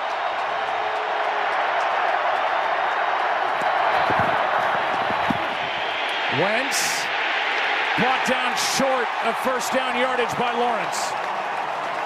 A gain of 1. It's 4th down, and we'll see if Doug Peterson will go for it. Looks like he will.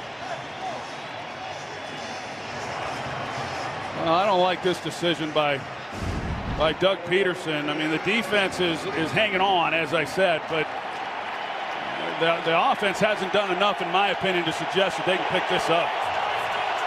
8 for 16 on 4th down this year. 4th and 3.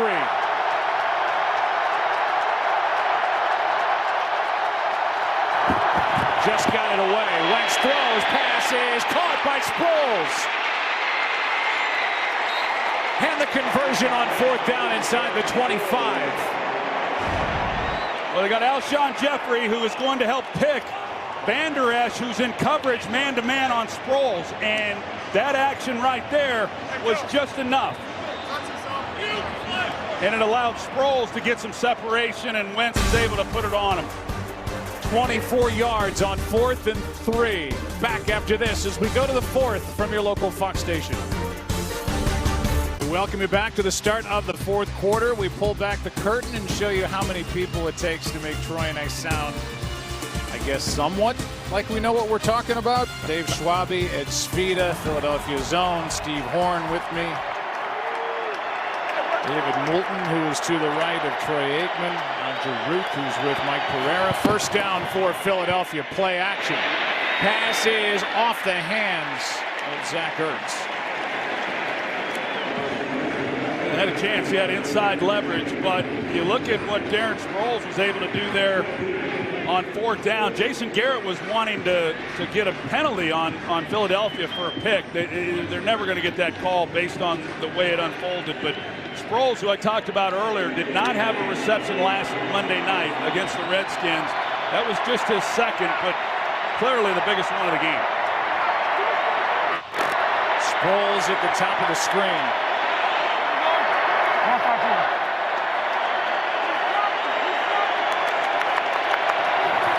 Just got it away. Wentz throws. There's Tate. And Golden Tate, but a flag is down. Personal foul, roughing the passer, defense, number 94, 15-yard penalty. Correction, half the distance to the goal line. First down, Philadelphia. The call is against Randy Gregory for this, with the ball out. And that hit into the middle of the chest. Well, I think the call is that it was a little late, but I think that's a bad call. I said chest, obviously into the back. What do you think, Mike Pereira? It's the 2-step rule. So you get 2 steps, and if you hit them on your 2nd step, then that is a foul, and that's what was called, and that's what it is. That was a good call, and I just don't like the call. First and goal.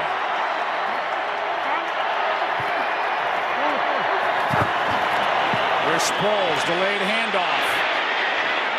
Flag is thrown. Sproles is down near the 3. That was a good cut by Sproles. He cut off of Jason Kelsey. I'm just wondering if Kelsey is maybe the guy they're going to get for a hold on the play.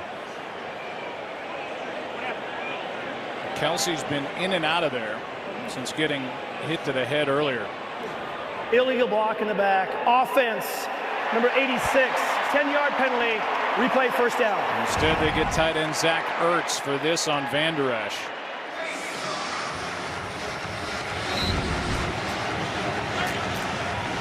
Because of the missed extra point. Hey, we gotta go. We gotta go right now. After the interception, then the touchdown to Jeffrey. This is a 3-point game. Play clock is reset. And it's first and goal from the 17.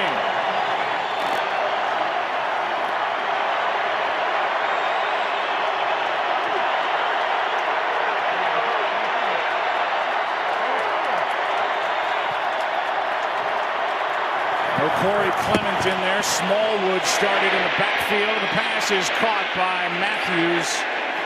He's to the 11.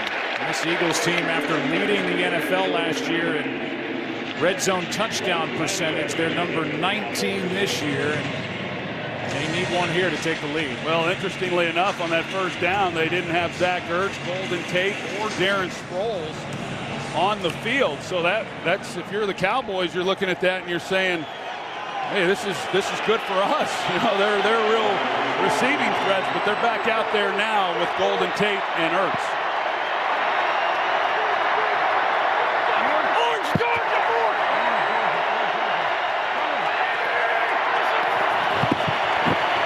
Handoff, Smallwood.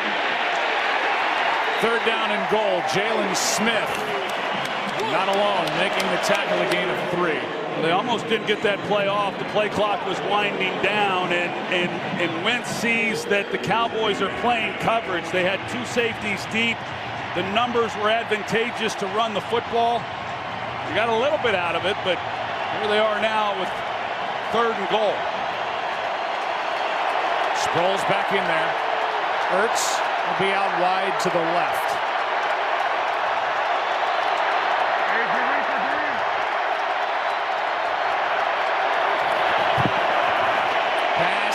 Is incomplete. Ertz the target. Anthony Brown defending for Dallas. The number 3 red zone defense gets a stop. You see Anthony Brown, he's waiting for it. If Anthony Brown had turned around, this is a pick 6. And Wentz is expecting him to continue to run. Ertz, usually the receiver is not allowed to stop. They're fortunate that that's all it is incomplete. 26-yard try. And this game, because of the previous missed extra point, is now tied. More points off the turnover. 3 takeaways by Philly's defense, and this game is tied. Over 12 to play in Arlington. The game is tied 9-9. There have been 6 missed extra points across the NFL today. Here in week 14, and the 6th of the day is the one first of the year by Elliott. And the field goal followed, and now a 9-9 game.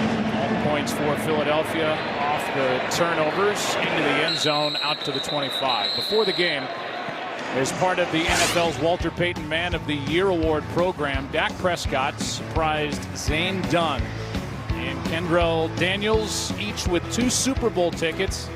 Zane is 7 and in the 2nd grade from Marshall, Texas. Zane and Dak connected over that they had both lost their mothers. And Kendrell Daniels is from Preston, Mississippi. 19-year-old artist and Dak's good friend. Kendrell was born with no arms and has painted artwork for Dak and was the artist for this year's My Cause, My Cleats.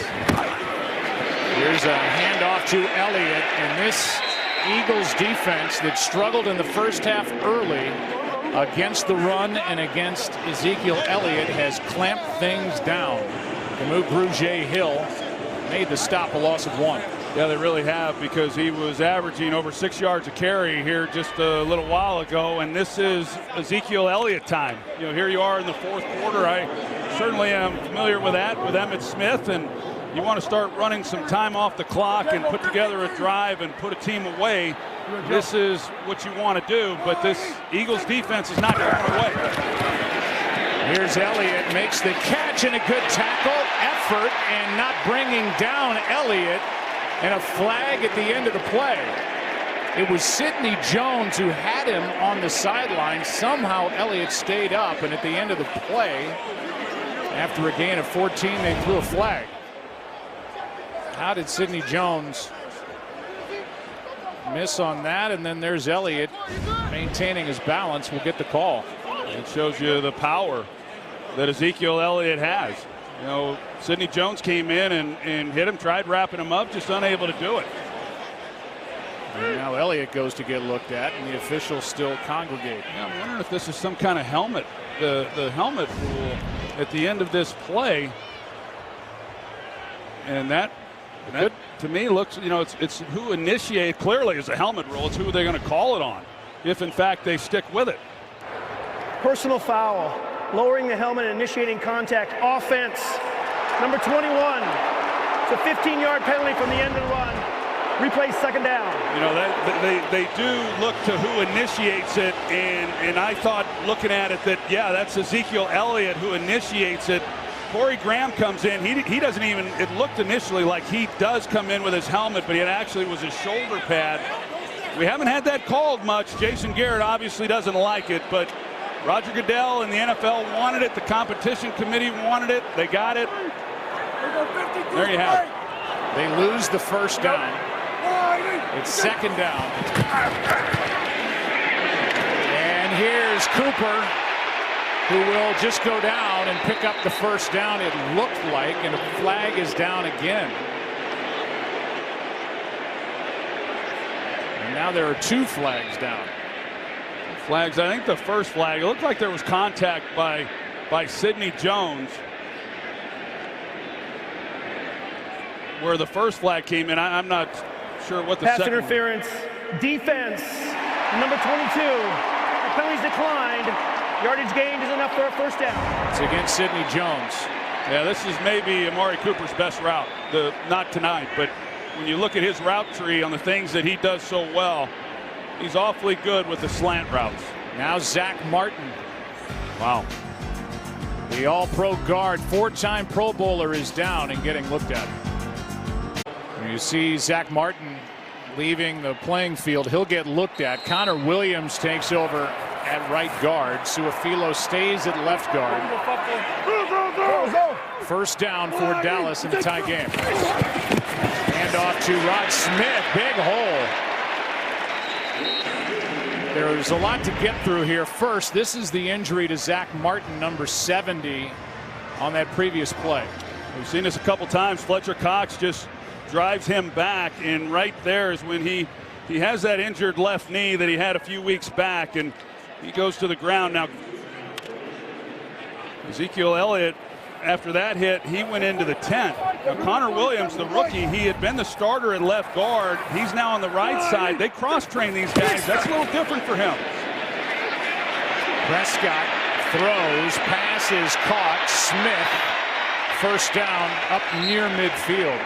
Meanwhile, that call against Ezekiel Elliott, that was that new helmet rule that was so talked about in the preseason and called all preseason. But into last week, there had been only 9 of those calls across the entire league. They called 3 last week.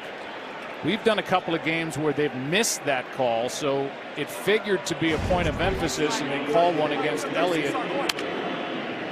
And they check him over on the sideline as Rod Smith takes over. He's the only other tailback on the roster for Dallas. First down. And he gets it. Doing a nice job, too, running with the football. You're without Ezekiel Elliott, and your best lineman, Zach Martin, is out. And yet, Rod Smith, he's picking up good yardage on the ground. Connor Williams had arthroscopic knee surgery, hurt against Tennessee. That's when they went to Suafilo at left guard, and Suafilo stayed there during this 4-game winning streak. Connor Williams back into the action. 2nd and 5, quick throw, pass caught for the first down. Amari Cooper. Sidney Jones across from him, a gain of 13. Well, Sidney Jones is even inside leverage, so he aligns inside to try to take that away. But when you run as good a route as Amari Cooper does, then you're still able to beat it on the slant. Fletcher Cox, he's working over Connor Williams, but Amari Cooper could probably run that until the end of this game, and they won't cover it.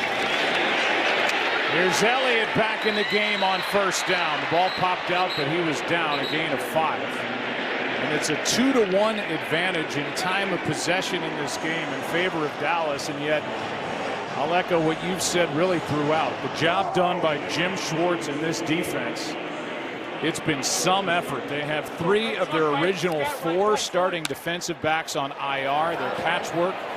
They rotate guys up front trying to stay fresh, and they have kept Philadelphia in the game. 2nd down and 5.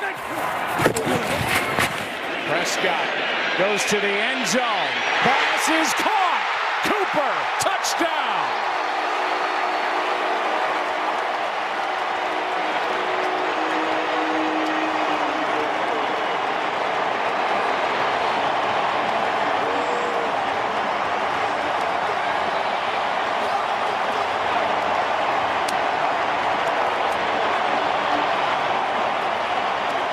Nothing complicated about what they did. It's one-on-one outside. Amari Cooper's just going to come off the ball and then just outrun Sidney Jones. It's no double move, just a straight 9 route. And it's a perfectly thrown ball by Dak Prescott. In the 4th quarter of a game where Prescott has struggled, he dropped in a beauty for 28 yards. And the lead is 7. First Cowboy touchdown of the day.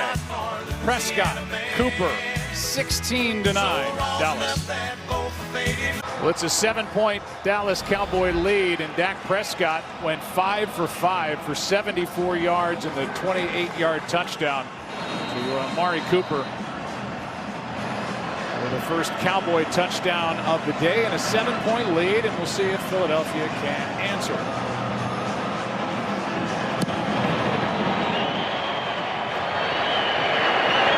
Starting at their 25.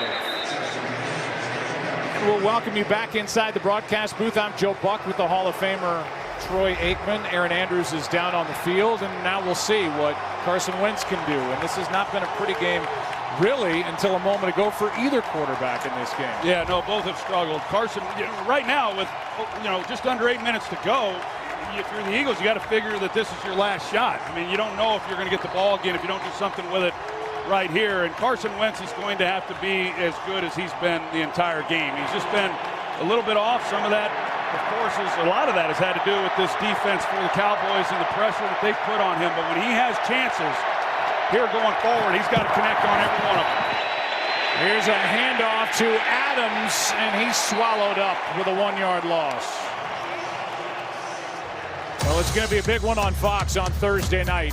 And our final one of the year on the network is Phillip Rivers and the red-hot LA Chargers face off against Patrick Mahomes and the division-leading Kansas City Chiefs. It's a big AFC West showdown. It's a big NFL showdown. 7:30 it starts Eastern on Fox, NFL Network, and streaming on Prime Video. Sproles in the backfield on 2nd and 11. Wentz, pass caught by Jeffrey. And the play is made by Xavier Woods. A gain of 6, so another 3rd down coming up for Carson Wentz. They are 1 for 7 on this down in this game.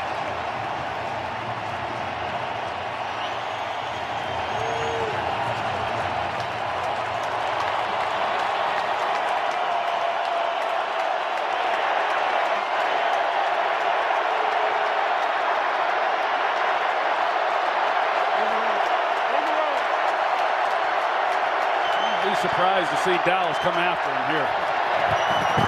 They bring Smith on the blitz. Pass broken up.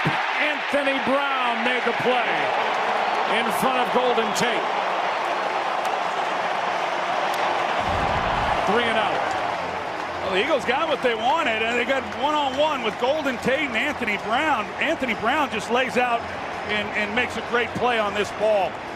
Tate looked like he had slowed down a little bit. Maybe the throw was pulling him up, but there was separation off of the break, and it was closed in a hurry by a combination of things, but Brown makes a nice play. That's the 4th 3 and out of the game for Philadelphia. And a team that came in leading the league in time of possession. After that play, Zach Ertz came off complaining that he didn't get a call. Looked like he slid down working against Byron Jones. Not much there. Yeah, I didn't think so either. And the Cowboys, you got to believe that this defense is as good as they've been, that there's nothing they want more than the game to come down to them and them having to make a stop, and for the Eagles not to even be able to pick up a 1st down. And it's kind of been the story of their day. Last 7 Cowboy possessions, Prescott has turned the ball over 3 times.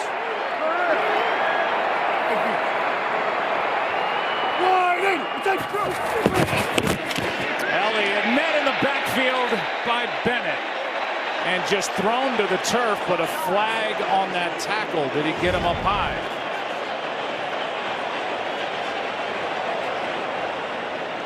I was going to say, I didn't think there was much there. Illegal shift, offense. There were 2 players moving and they didn't get set prior to the snap. That penalty's declined. Result of play is 2nd down. So no flag, great tackle, and good play by Bennett.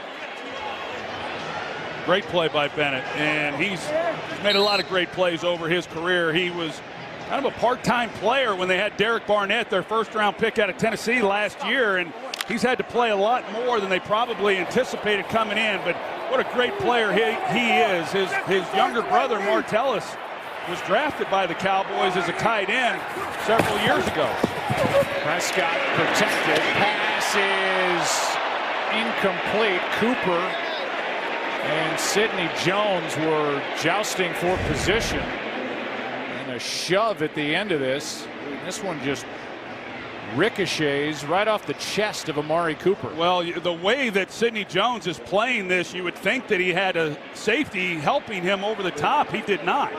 And he was playing very physical and aggressive on Amari Cooper. Had Amari Cooper ran another go route, it would have been another touchdown.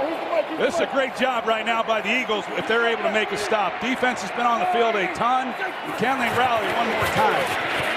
They're down in 14. Aired out. Downfield and incomplete for Michael Gallup. He had the coverage beaten. That was Sidney Jones back there. They are trying to find number 22 every time. Yeah, he's a target for sure, and this should have been 6.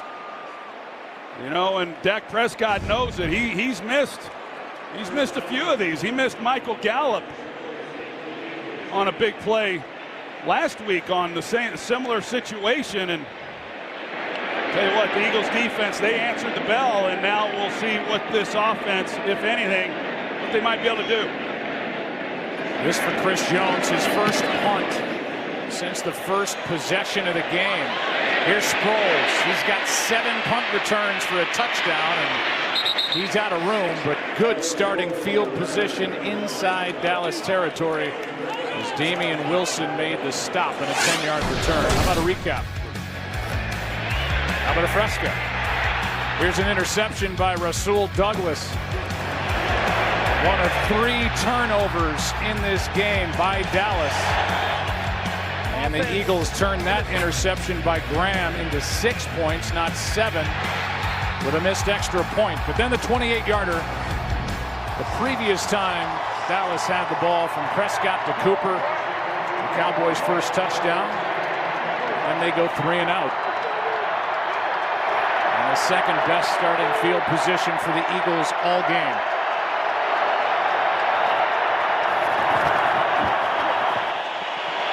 Wentz throws, pass caught, Jeffrey, first down. At the Dallas 35, a gain of 12, Awuzie defending. You watch Wentz, he had good protection. You got to be real careful, and he should know this because it's happened that you don't have a lot of time. The clock has to go off a little quicker against this defense than some others. This Dallas defense has held the Eagles now to just 8 first downs. But that was a big one to get this drive started. Blitz. Wentz protected. Pass is caught. Down inside the 10. The rookie Goddard. And that's about as good a throw as Carson Wentz has made all day. It's really good. The Cowboys show too deep, but then they're going to drop down and they go single high. So he knows he's one-on-one, and Goddard runs a good route. They're trying to get Jalen Smith out underneath that route. He's not able to, and yeah, we've talked about some of the errant throws. That was on the money by Carson Wentz. 4 minutes to play, first and goal.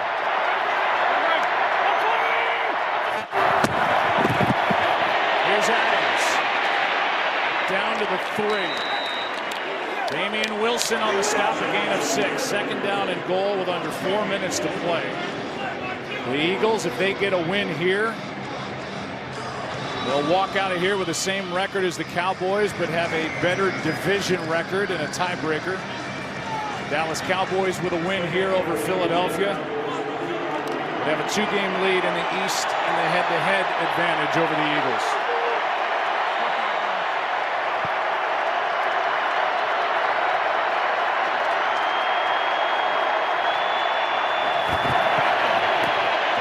Wentz throws, pass caught, touchdown, Goddard.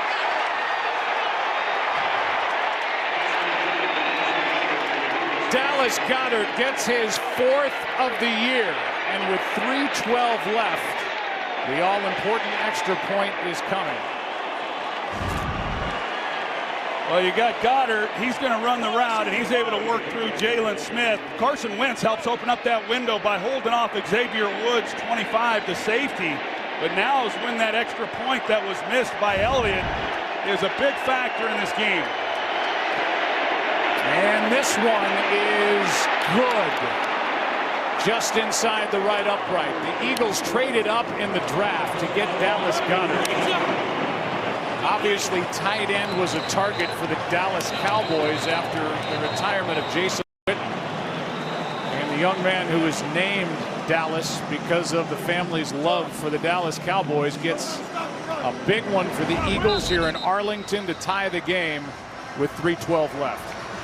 He keeps making plays like that. The Eagles fans will forgive him for having the name Dallas. Now this Eagles defense, see what they're able to do. The defensive front has been spectacular. The secondary has made some plays, but Sidney Jones out there at corner, as we've seen here in recent drives, he's got a big target on his chest, and can he hold up? You saw that bottom line on the graphic. Carson Wentz 3 for 3, 41 yards and the touchdown. A couple of big completions to Dallas Goedert, including the game-tying score. Well, we said, hey, he's going to have to be at his best on that drive, and he certainly was. The drive will start at the 25. Cowboys 3 timeouts left. Philadelphia 2. Dallas winners of 4 straight. They come in 7-5. The Eagles trying to turn the tables on the Dallas Cowboys. It was Dallas that got the big win at Philly on a Sunday night. The Eagles on a short week. And the Cowboys on 9 days of rest. Trying to come in here to Texas and get a win to tie at the top, and they would have a better division record. With a tough schedule staring the Eagles in the face at the Rams, at home against Houston, the next 2 games.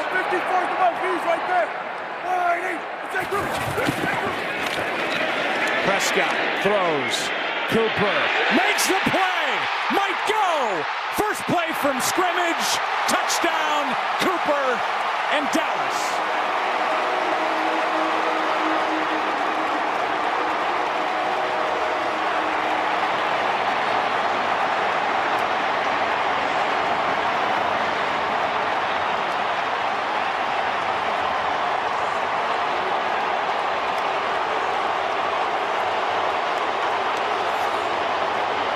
Devontae Bosby was not on the Eagles roster the first 8 weeks of the season, and they had him up in man coverage and pressed on Amari Cooper with no safety help.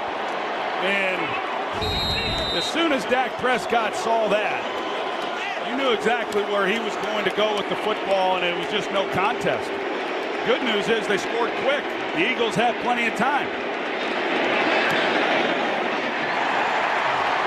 After the 8-catch, 180-yard, 2-touchdown game against Washington on Thanksgiving, Jerry Jones, the owner and GM, said Amari looks like he's making a bid for his cash. The bid continues.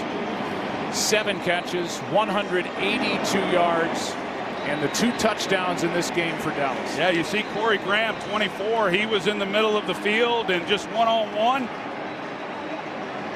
And for a guy who is their biggest threat on the outside, I'm a little surprised. You see, here's Corey Graham. Here's the one-on-one with Devontae Bosby and Amari Cooper. And to be up press on the other side, they had Russell Douglas, who was soft.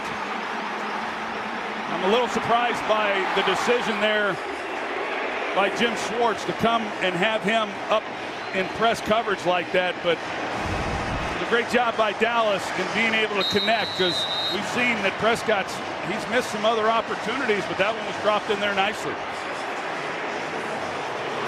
As you said, plenty of time. 3:01, 2 timeouts.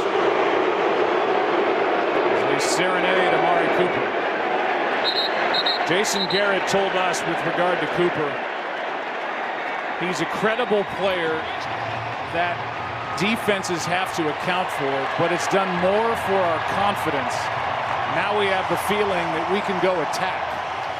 And it is a different feel to this Cowboy offense since they got him during their bye week before the Tennessee game.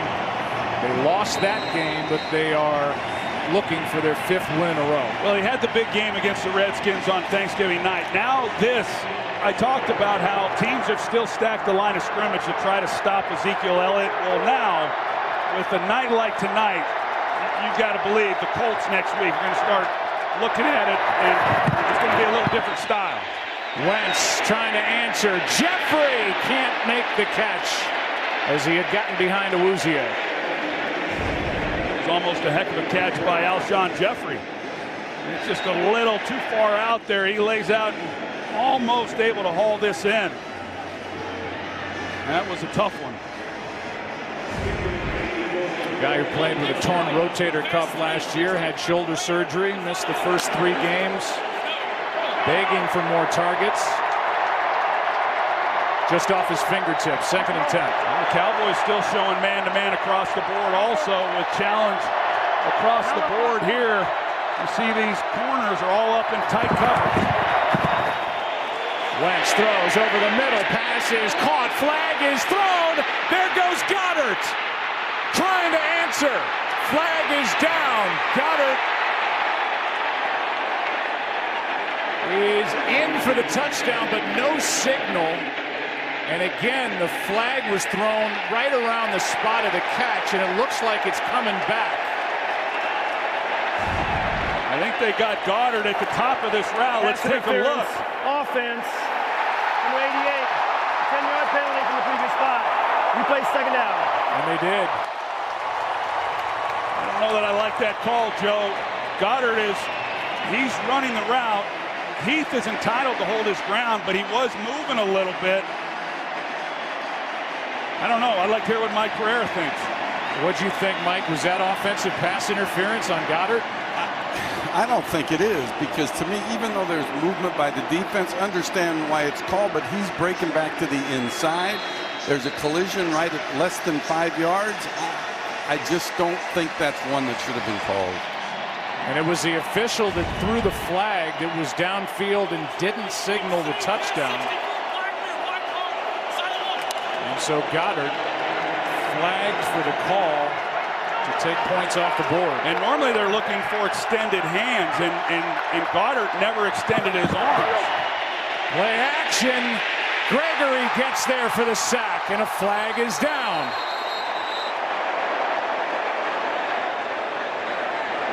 Here's the call. Personal foul, roughing the passer. Defense, number 94. 15-yard penalty, automatic 1st down in Philadelphia. I'm anxious to see this on the replay with Gregory going down. He's trying to make the sack. And Mike Pereira, right back into the hot box you go.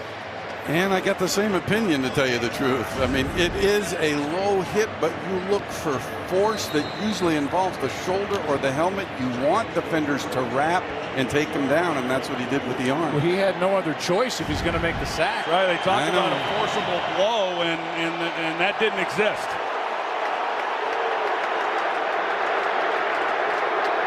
So that wipes the sack away, and now up to the 30. Wentz throws, pass caught. Jeffrey out of bounds with a 1st down. Let's go back to the Goddard play. Yeah, here he is here, and coming off the ball. And like I said, you look for extended arms, and it wasn't that. The contact, as Mike said, was within the 5 yards. All's good there. And then he just works off of that. You see that on virtually every play, especially in there at the tight end position. And yeah, it's unfortunate to have these calls that go against either one of these teams and make a difference in games. The biggest one, obviously, against the Eagles to take the touchdown away. Wentz, Van Der Esch with a sack.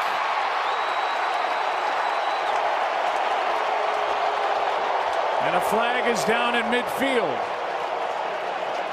Well, the Eagles are pointing that it's on the Cowboys, and that's a lucky break for Carson Wentz. Contact. Defense, number 30. The 5-yard penalty, automatic 1st down. It's against Anthony Brown. You got Darren Sproles, who's trying to block Leighton Vander Esch, and it's right in front of Wentz. But here's the penalty on Anthony Brown, number 30. And that's a good call. That's a good call. You see, but here's Leighton Vander Esch coming off the line at 55, and he's trying to be blocked by Darren Sproles, and Wentz should have seen that. So another penalty that cost the Cowboys. Bringing up 1st down out at the 47. Pass is caught. Goddard gets 9. His helmet comes off for the 2nd time. to tighten that up as he just slides it right back onto his head. Well, I would think they'd let this go down to the 2-minute warning, but they're going to try to get one off. And they don't. When we come back, it'll be 2nd down and 1, 2 minutes left. Dallas Goedert, the rookie, he's had a big 4th quarter. Eagles with the ball, down by 7. 2 minutes left. In this battle for the top spot in the NFC East, 2nd down and 1.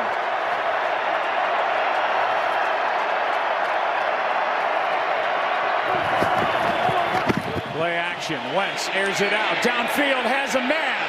Pass is caught by Aguilar.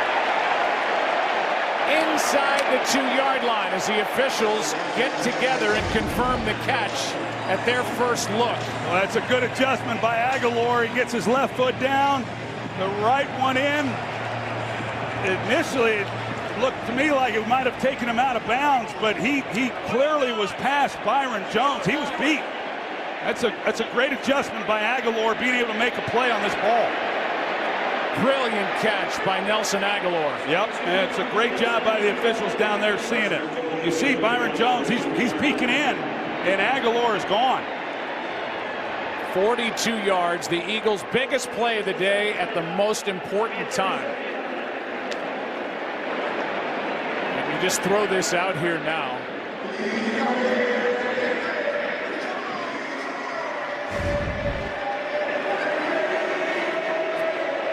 Philadelphia's just called their 2nd timeout. We welcome a new audience. That's us. This game has been crazy. It was 6-0 at the half. But the offense has exploded here late. Dallas Goedert with a touchdown. 2 big touchdown throws from Prescott to Amari Cooper. But now, just a moment ago, Nelson Aguilar, 42 yards to set up Philadelphia. And here they are, 2 yards away, and then a decision for Doug Peterson. Well, and they couldn't get set up, so they burned a timeout. They could have taken time off this clock. Wentz keeps. Down he goes. Play made by Smith. Jalen Smith. And that'll bring up 2nd down and goal. Yeah, and you think, whether or not Dallas is going to burn a timeout here, and they do. And that's what I was saying. When the Eagles got the completion to Aguilar, when you have a big play down the field, sometimes it's hard for the offensive linemen and everybody to get down there in a timely manner to where you can get a play off, and they had to burn the timeout, and they could have taken time off for force Dallas to take one. And we'll talk about it as this drive unfolds, the end of it, as we welcome you into the booth. But don't forget, Doug Peterson loves what they do with 2-point tries. They're 5 for 5. If they score here, that's on the board. I would almost expect them to go for 2 if they score. Wentz underneath, Sproles splits the defenders and gets in for the touchdown. And immediately the sideline says, kick the extra point. No 2-point try with 1:39 remaining.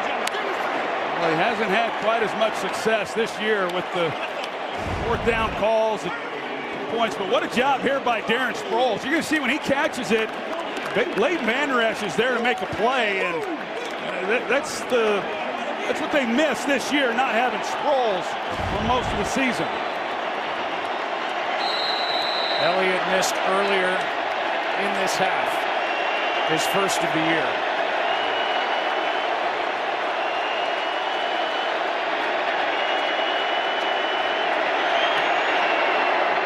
Tie game.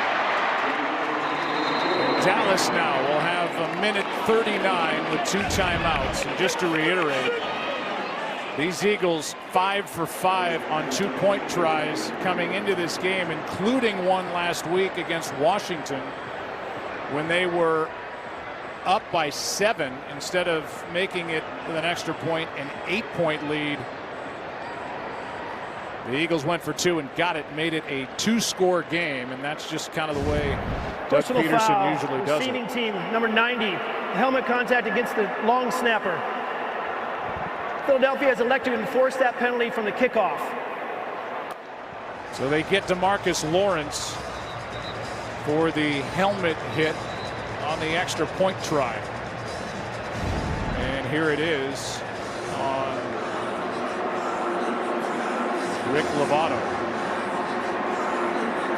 Mike Pereira weigh in yet again. I guess illegal contact with the helmet is a hand to the helmet. It's supposed to be a crown of the helmet shot, but that's certainly not a foul for illegal use of the helmet, that's for sure. There's another look at it. This brings the ball up to midfield for the ensuing kickoff.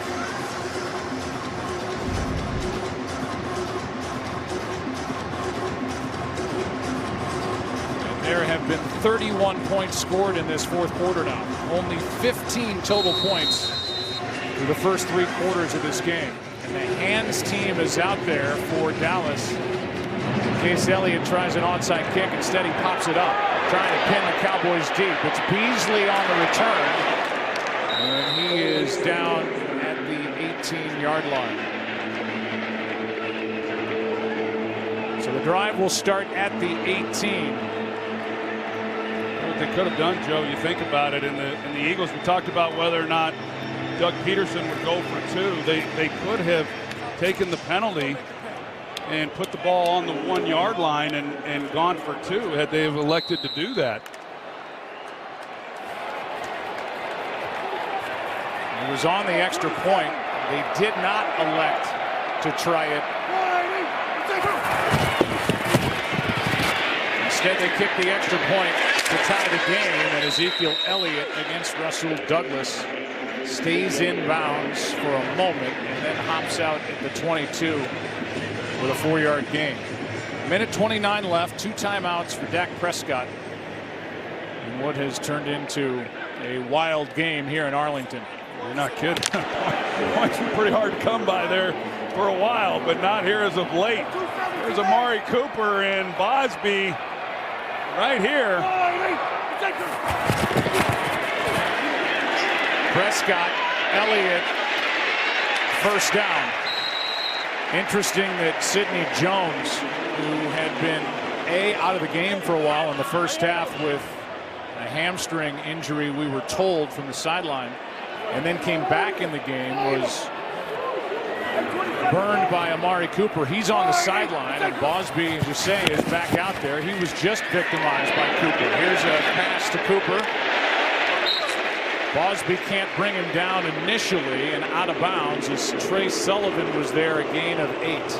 Well, Jim Schwartz is trying to give a little bit of a different look. It's still Bosby one-on-one outside there. They have the safeties deep that you'd think, okay, 2 deep, but those first few plays, it was really a 4-across zone. So he's still one-on-one. Well, the way they're lined up now, he still is.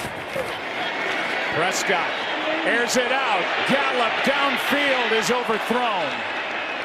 Second time that's happened, as he got this time behind Rasul Douglas. Well, they drop down and they play one-on-one, and he gets past Rasul Douglas. I don't know what Douglas is thinking, but Gallup kind of throttled down a little bit. Had he just have taken off running, I think that threw off Prescott, but Douglas would have been beat for another big play.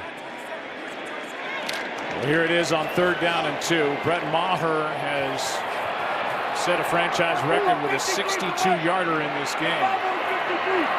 That's the 44-yard line of Philadelphia, in case you're wondering.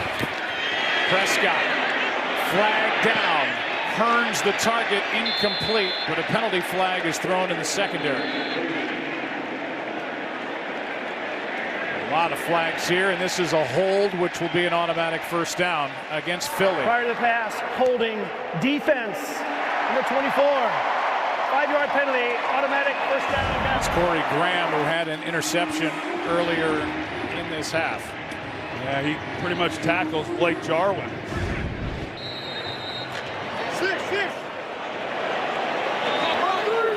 46 seconds left, 2 timeouts. In a 23-23 game in this battle for the top spot in the NFC East. Pass is caught by Jarwin. A flag is thrown again. Jarwin had to fight for the ball, and we'll see who this call is against. I think they're going to get Suafilo, their left guard, with a hold. There is no foul on the play for holding. The result of the play stands. He's second down, Dallas. So they pick up the flag, and it was thrown here on the left side. Mike Pereira, what did you see over there? Well, to me, I liked it because as picking up the flag, because it was part of a double team block and a stumble, so I don't think it was a foul. Here is Jarwin again, having a career day. He gets a first down, and now Dallas is very close to enough yardage gained on this possession from Maher. It'd be a 63-yard try from this spot. They have 28 seconds left, 2 timeouts to try to take a bite out of that for Brett Maher. Yeah, usually if you're on defense, Jim Schwartz, you use the clock to your advantage, but with 2 timeouts for Dallas, they've got the whole field at their disposal.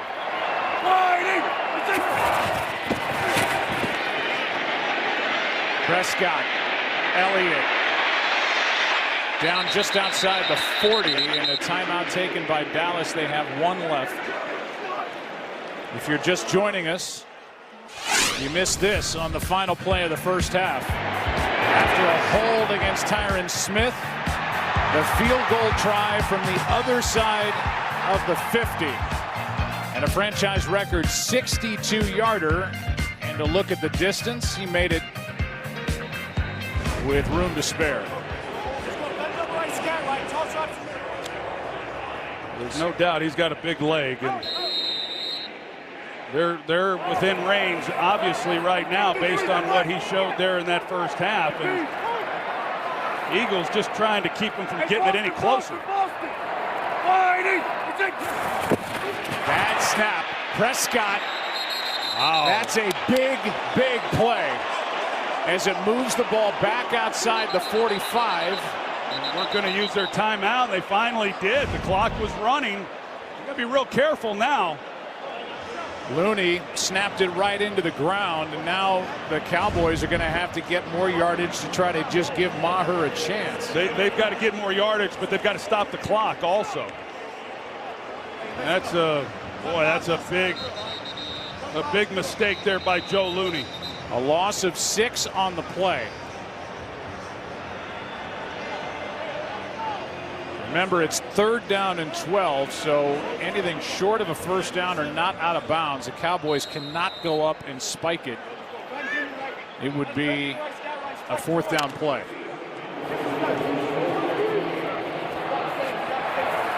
Back into the shotgun goes Prescott.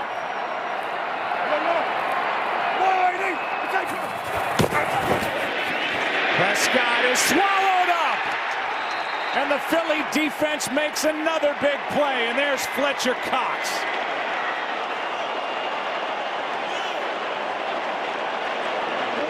About the night Fletcher Cox has had. He's over Suafilo right here, and he just absolutely collapses the pocket.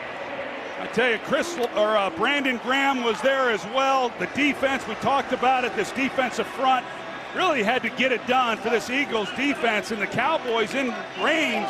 They give Maher an opportunity to win the game if Prescott just does not take a sack. But the bad snap out of the shotgun, by the way, which brings that into play. A loss of 6, a loss of 8 on the sack, and they went backward for 14 yards on their last 2 plays from scrimmage, and we're into overtime now officially here in Arlington. We'll have the coin toss, see who gets it, barring a touchdown. Okay, gentlemen, overtime in the NFL. We're going to play up to 1 10-minute period. Both teams are going to have an opportunity to possess the ball unless the first team on offense scores a touchdown or we have a defensive score. Each team's going to have 2 timeouts, and all replays will be handled up in the booth. Good? You good? Okay. Coin, again, the helmet side is heads, the T side is tails. Helmet is heads, T side is tails. Philadelphia, it is your choice. Tails. Tails is the call. It is heads. You want the ball? Which way you want to kick? Which way? Well, you know the rules. Dallas will have the ball to start overtime. On America's Game of the Week. Eagles, Cowboys, tied. There are some of the stats as we get ready to start overtime. At the end of regulation, Dallas had 2nd and 6 at the Eagles 41 with 21 seconds left and a timeout in their pocket. They took a sack on a low snap and then another, lost 15 yards officially on the final 2 plays. And that second sack took away any chance of what would have been the longest field goal in the history of the league at 65 yards by Maher. So here we are out to the 25, and here's Prescott. Right back to work. Well, this defense has been on the field a lot. This is their 81st defensive snap. The Cowboys defensively have played almost half of that. See whether or not they can rally and make another stand. A difference in time of possession. And that rotation up front for the Philadelphia defense put together by Jim Schwartz has worked. Here's Elliott getting 8. Nigel Bradham is there to make the stop. 2nd down and 2. Pretty good start there. A good push by that defensive front. Trayvon Hester was able to get into the backfield, but Ezekiel Elliott makes him miss, and then he picks up a good 8 yards. 2nd and 2. Back to Elliott. 1st down and more. Almost lost the ball as Malcolm Jenkins makes the stop after a gain of 10. And in 2 plays, the ball is already outside the Dallas 40 at their own 43. Well, you get a guy going right now, Ezekiel Elliott. He wants the football, and they need to just keep giving it to him. As you see, he's they're not going to give it to him now. Rod Smith comes in. Malcolm Jenkins tried to force that fumble. He forced a fumble right out of the gate on the opening kickoff of this game. Turnover looked like it might go to Philadelphia. He didn't get it. Here's one for the tight end, Schultz. Nice fake by Prescott. And Dalton Schultz is good for 16 yards. Well, they got Rod Smith who comes in, and then Prescott gets under center, so you're anticipating some type of play action or boot, and he comes off of it. Schultz.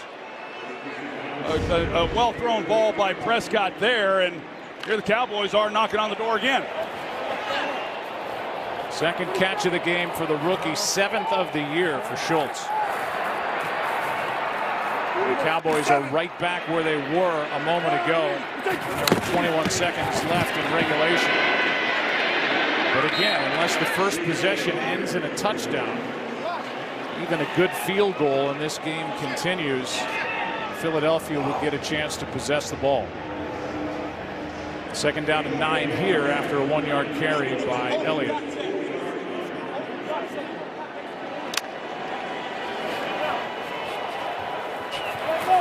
Zach Martin still out. 4-time Pro Bowl right guard with that left knee injury. He re-aggravated in the 2nd half. Prescott steps through trouble for a moment. Flag is down, and so's Prescott in the arms of Fletcher Cox. We're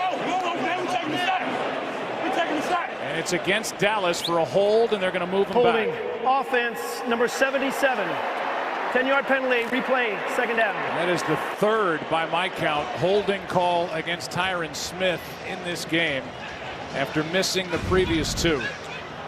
Here's Tyron Smith, and this defensive front is just suffocating, and Brandon Graham, he's a tough out. He's a hard guy to block, and Fletcher Cox is no day at the beach either. And we talked about Cox and how they were resting him early in this game a lot, and to keep him fresh. They've been on the field a lot, but he has continued to play at a high level. They accepted the penalty, which made it 2nd down, and now here's the carry by Elliott after the catch and a gain of 10. So you could debate whether you accept that holding call or not, Either way, they're right back in the same area, now facing a 3rd and 9. Yeah, pretty much a wash. And I think Bosby, number 41, you get in trouble when you sit back and you wait on Ezekiel Elliott. I mean, you really have to go stop him in his tracks as soon as he gets the ball. It would be a 58-yard try from here. 3rd down and 9. Floated for Cooper. 1st down and more.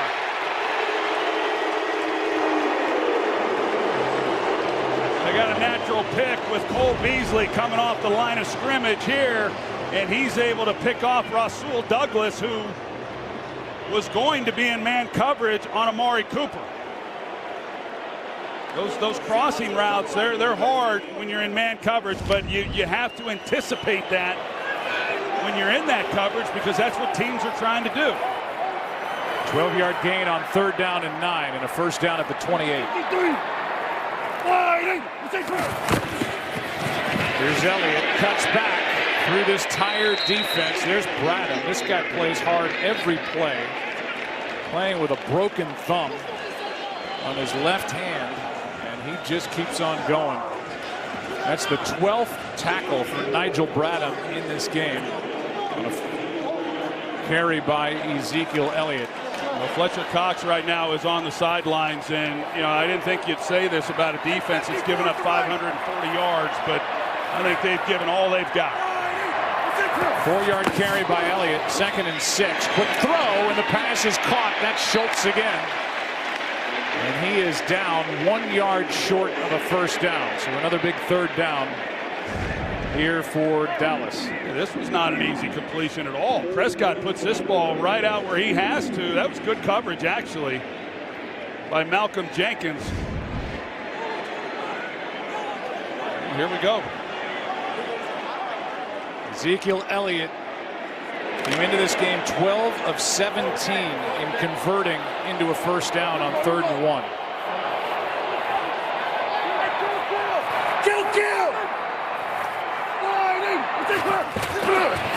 He gets it, and he does not get the 1st down. Big stop by this Eagles defense.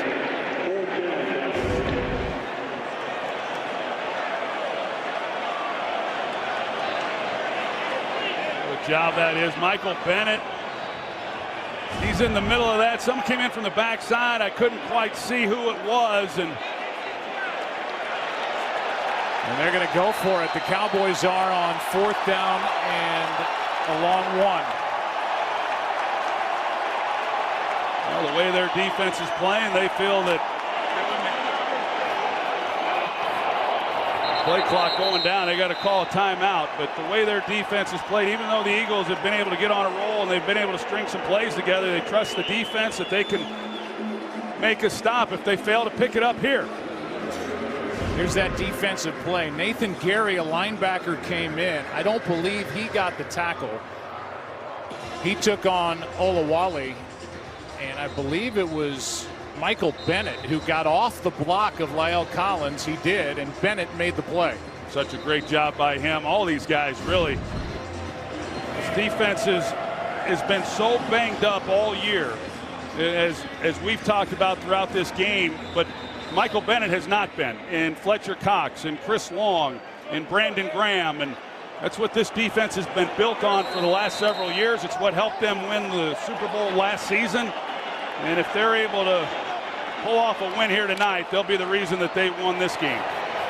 4th down and 1. They pass on a 37-yard try as they go for it here. It is Elliott, reached for it. Looked like he got it, but no official signal yet, and now there is 1st down, and it took that right arm and the reach by Elliott to pick it up.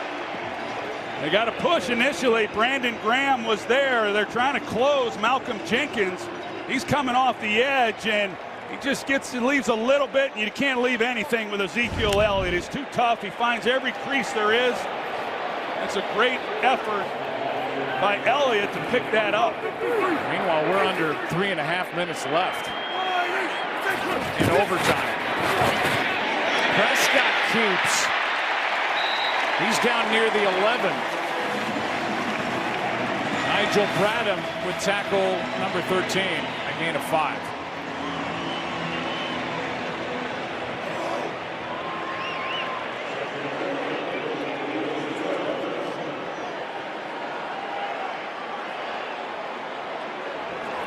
Remember, Philadelphia missed an extra point early in this second half. First of the year by Jake Elliott. Now not only do the Eagles have to stop Dallas, they got to contend with the clock. Low snap. Elliott is swallowed up back at the 15. That play made by Bennett. Man, is he playing hard? A loss of 3 on the play. The game clock is under 2.5. Yeah, and if the Cowboys were to run this down, what a play there by Bennett. If they were to run this down and kick a field goal with no time on the clock, game's over. So here are the Eagles, big third down here to give themselves a chance. Hey, go to 27. They're one-on-one on the outside.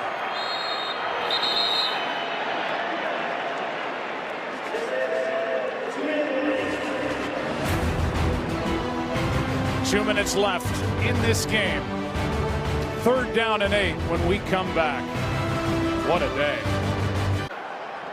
Well, now just 2 minutes remain. Dallas with 1 timeout, but maybe look at the other side with Philadelphia. Even if Philadelphia gets a stop here on 3rd down, if the clock's still running, they're going to have to use a timeout. They'll have only 1 left. And even though they get the ball back, they're going to be pressed for time. If they don't make a stop here, the Cowboys can run it down to virtually nothing. Extra men on the rush. Pass is caught. Deflection. Touchdown. Cowboys win. Amari Cooper.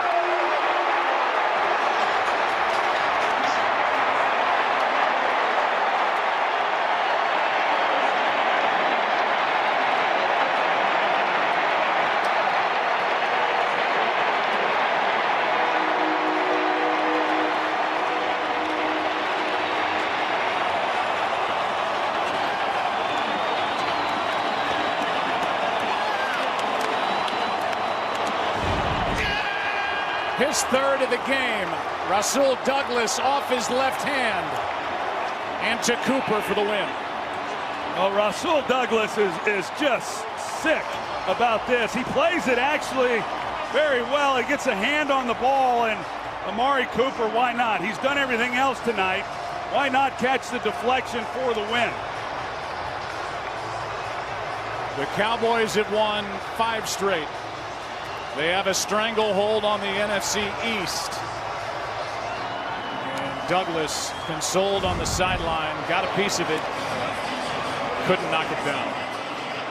Or Pickett. The final in overtime as the Cowboys win it in a game where they had 576 yards of offense. From Douglas to Cooper. And from me to Aaron Andrews. Joe, thank you.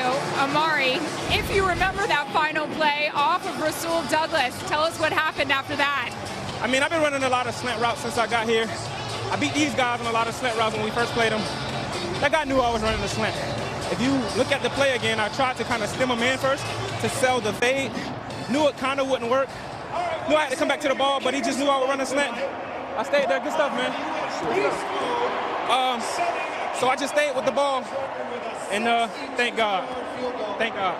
Well, the Cowboys are thanking you. Of course, 3 touchdowns today, but Jason Garrett telling us ever since you were brought to this team, you've brought a confidence, you've brought a juice. What has it been like for you joining the Cowboys? It's been a dream come true. When I was young and I thought about playing in the NFL, this is the experience. This is really the experience. Everything from the city, the facility, and just coming out here playing, winning, playing with passion. It's exciting. Yeah. You know, so it's been a dream come true. And having moments like that, I'm sure. Thank you so much. Thank you. All right, Joe. Amari Cooper, 10 catches, a career-high 217, a career-high 3 touchdowns, and he ends a long day of football.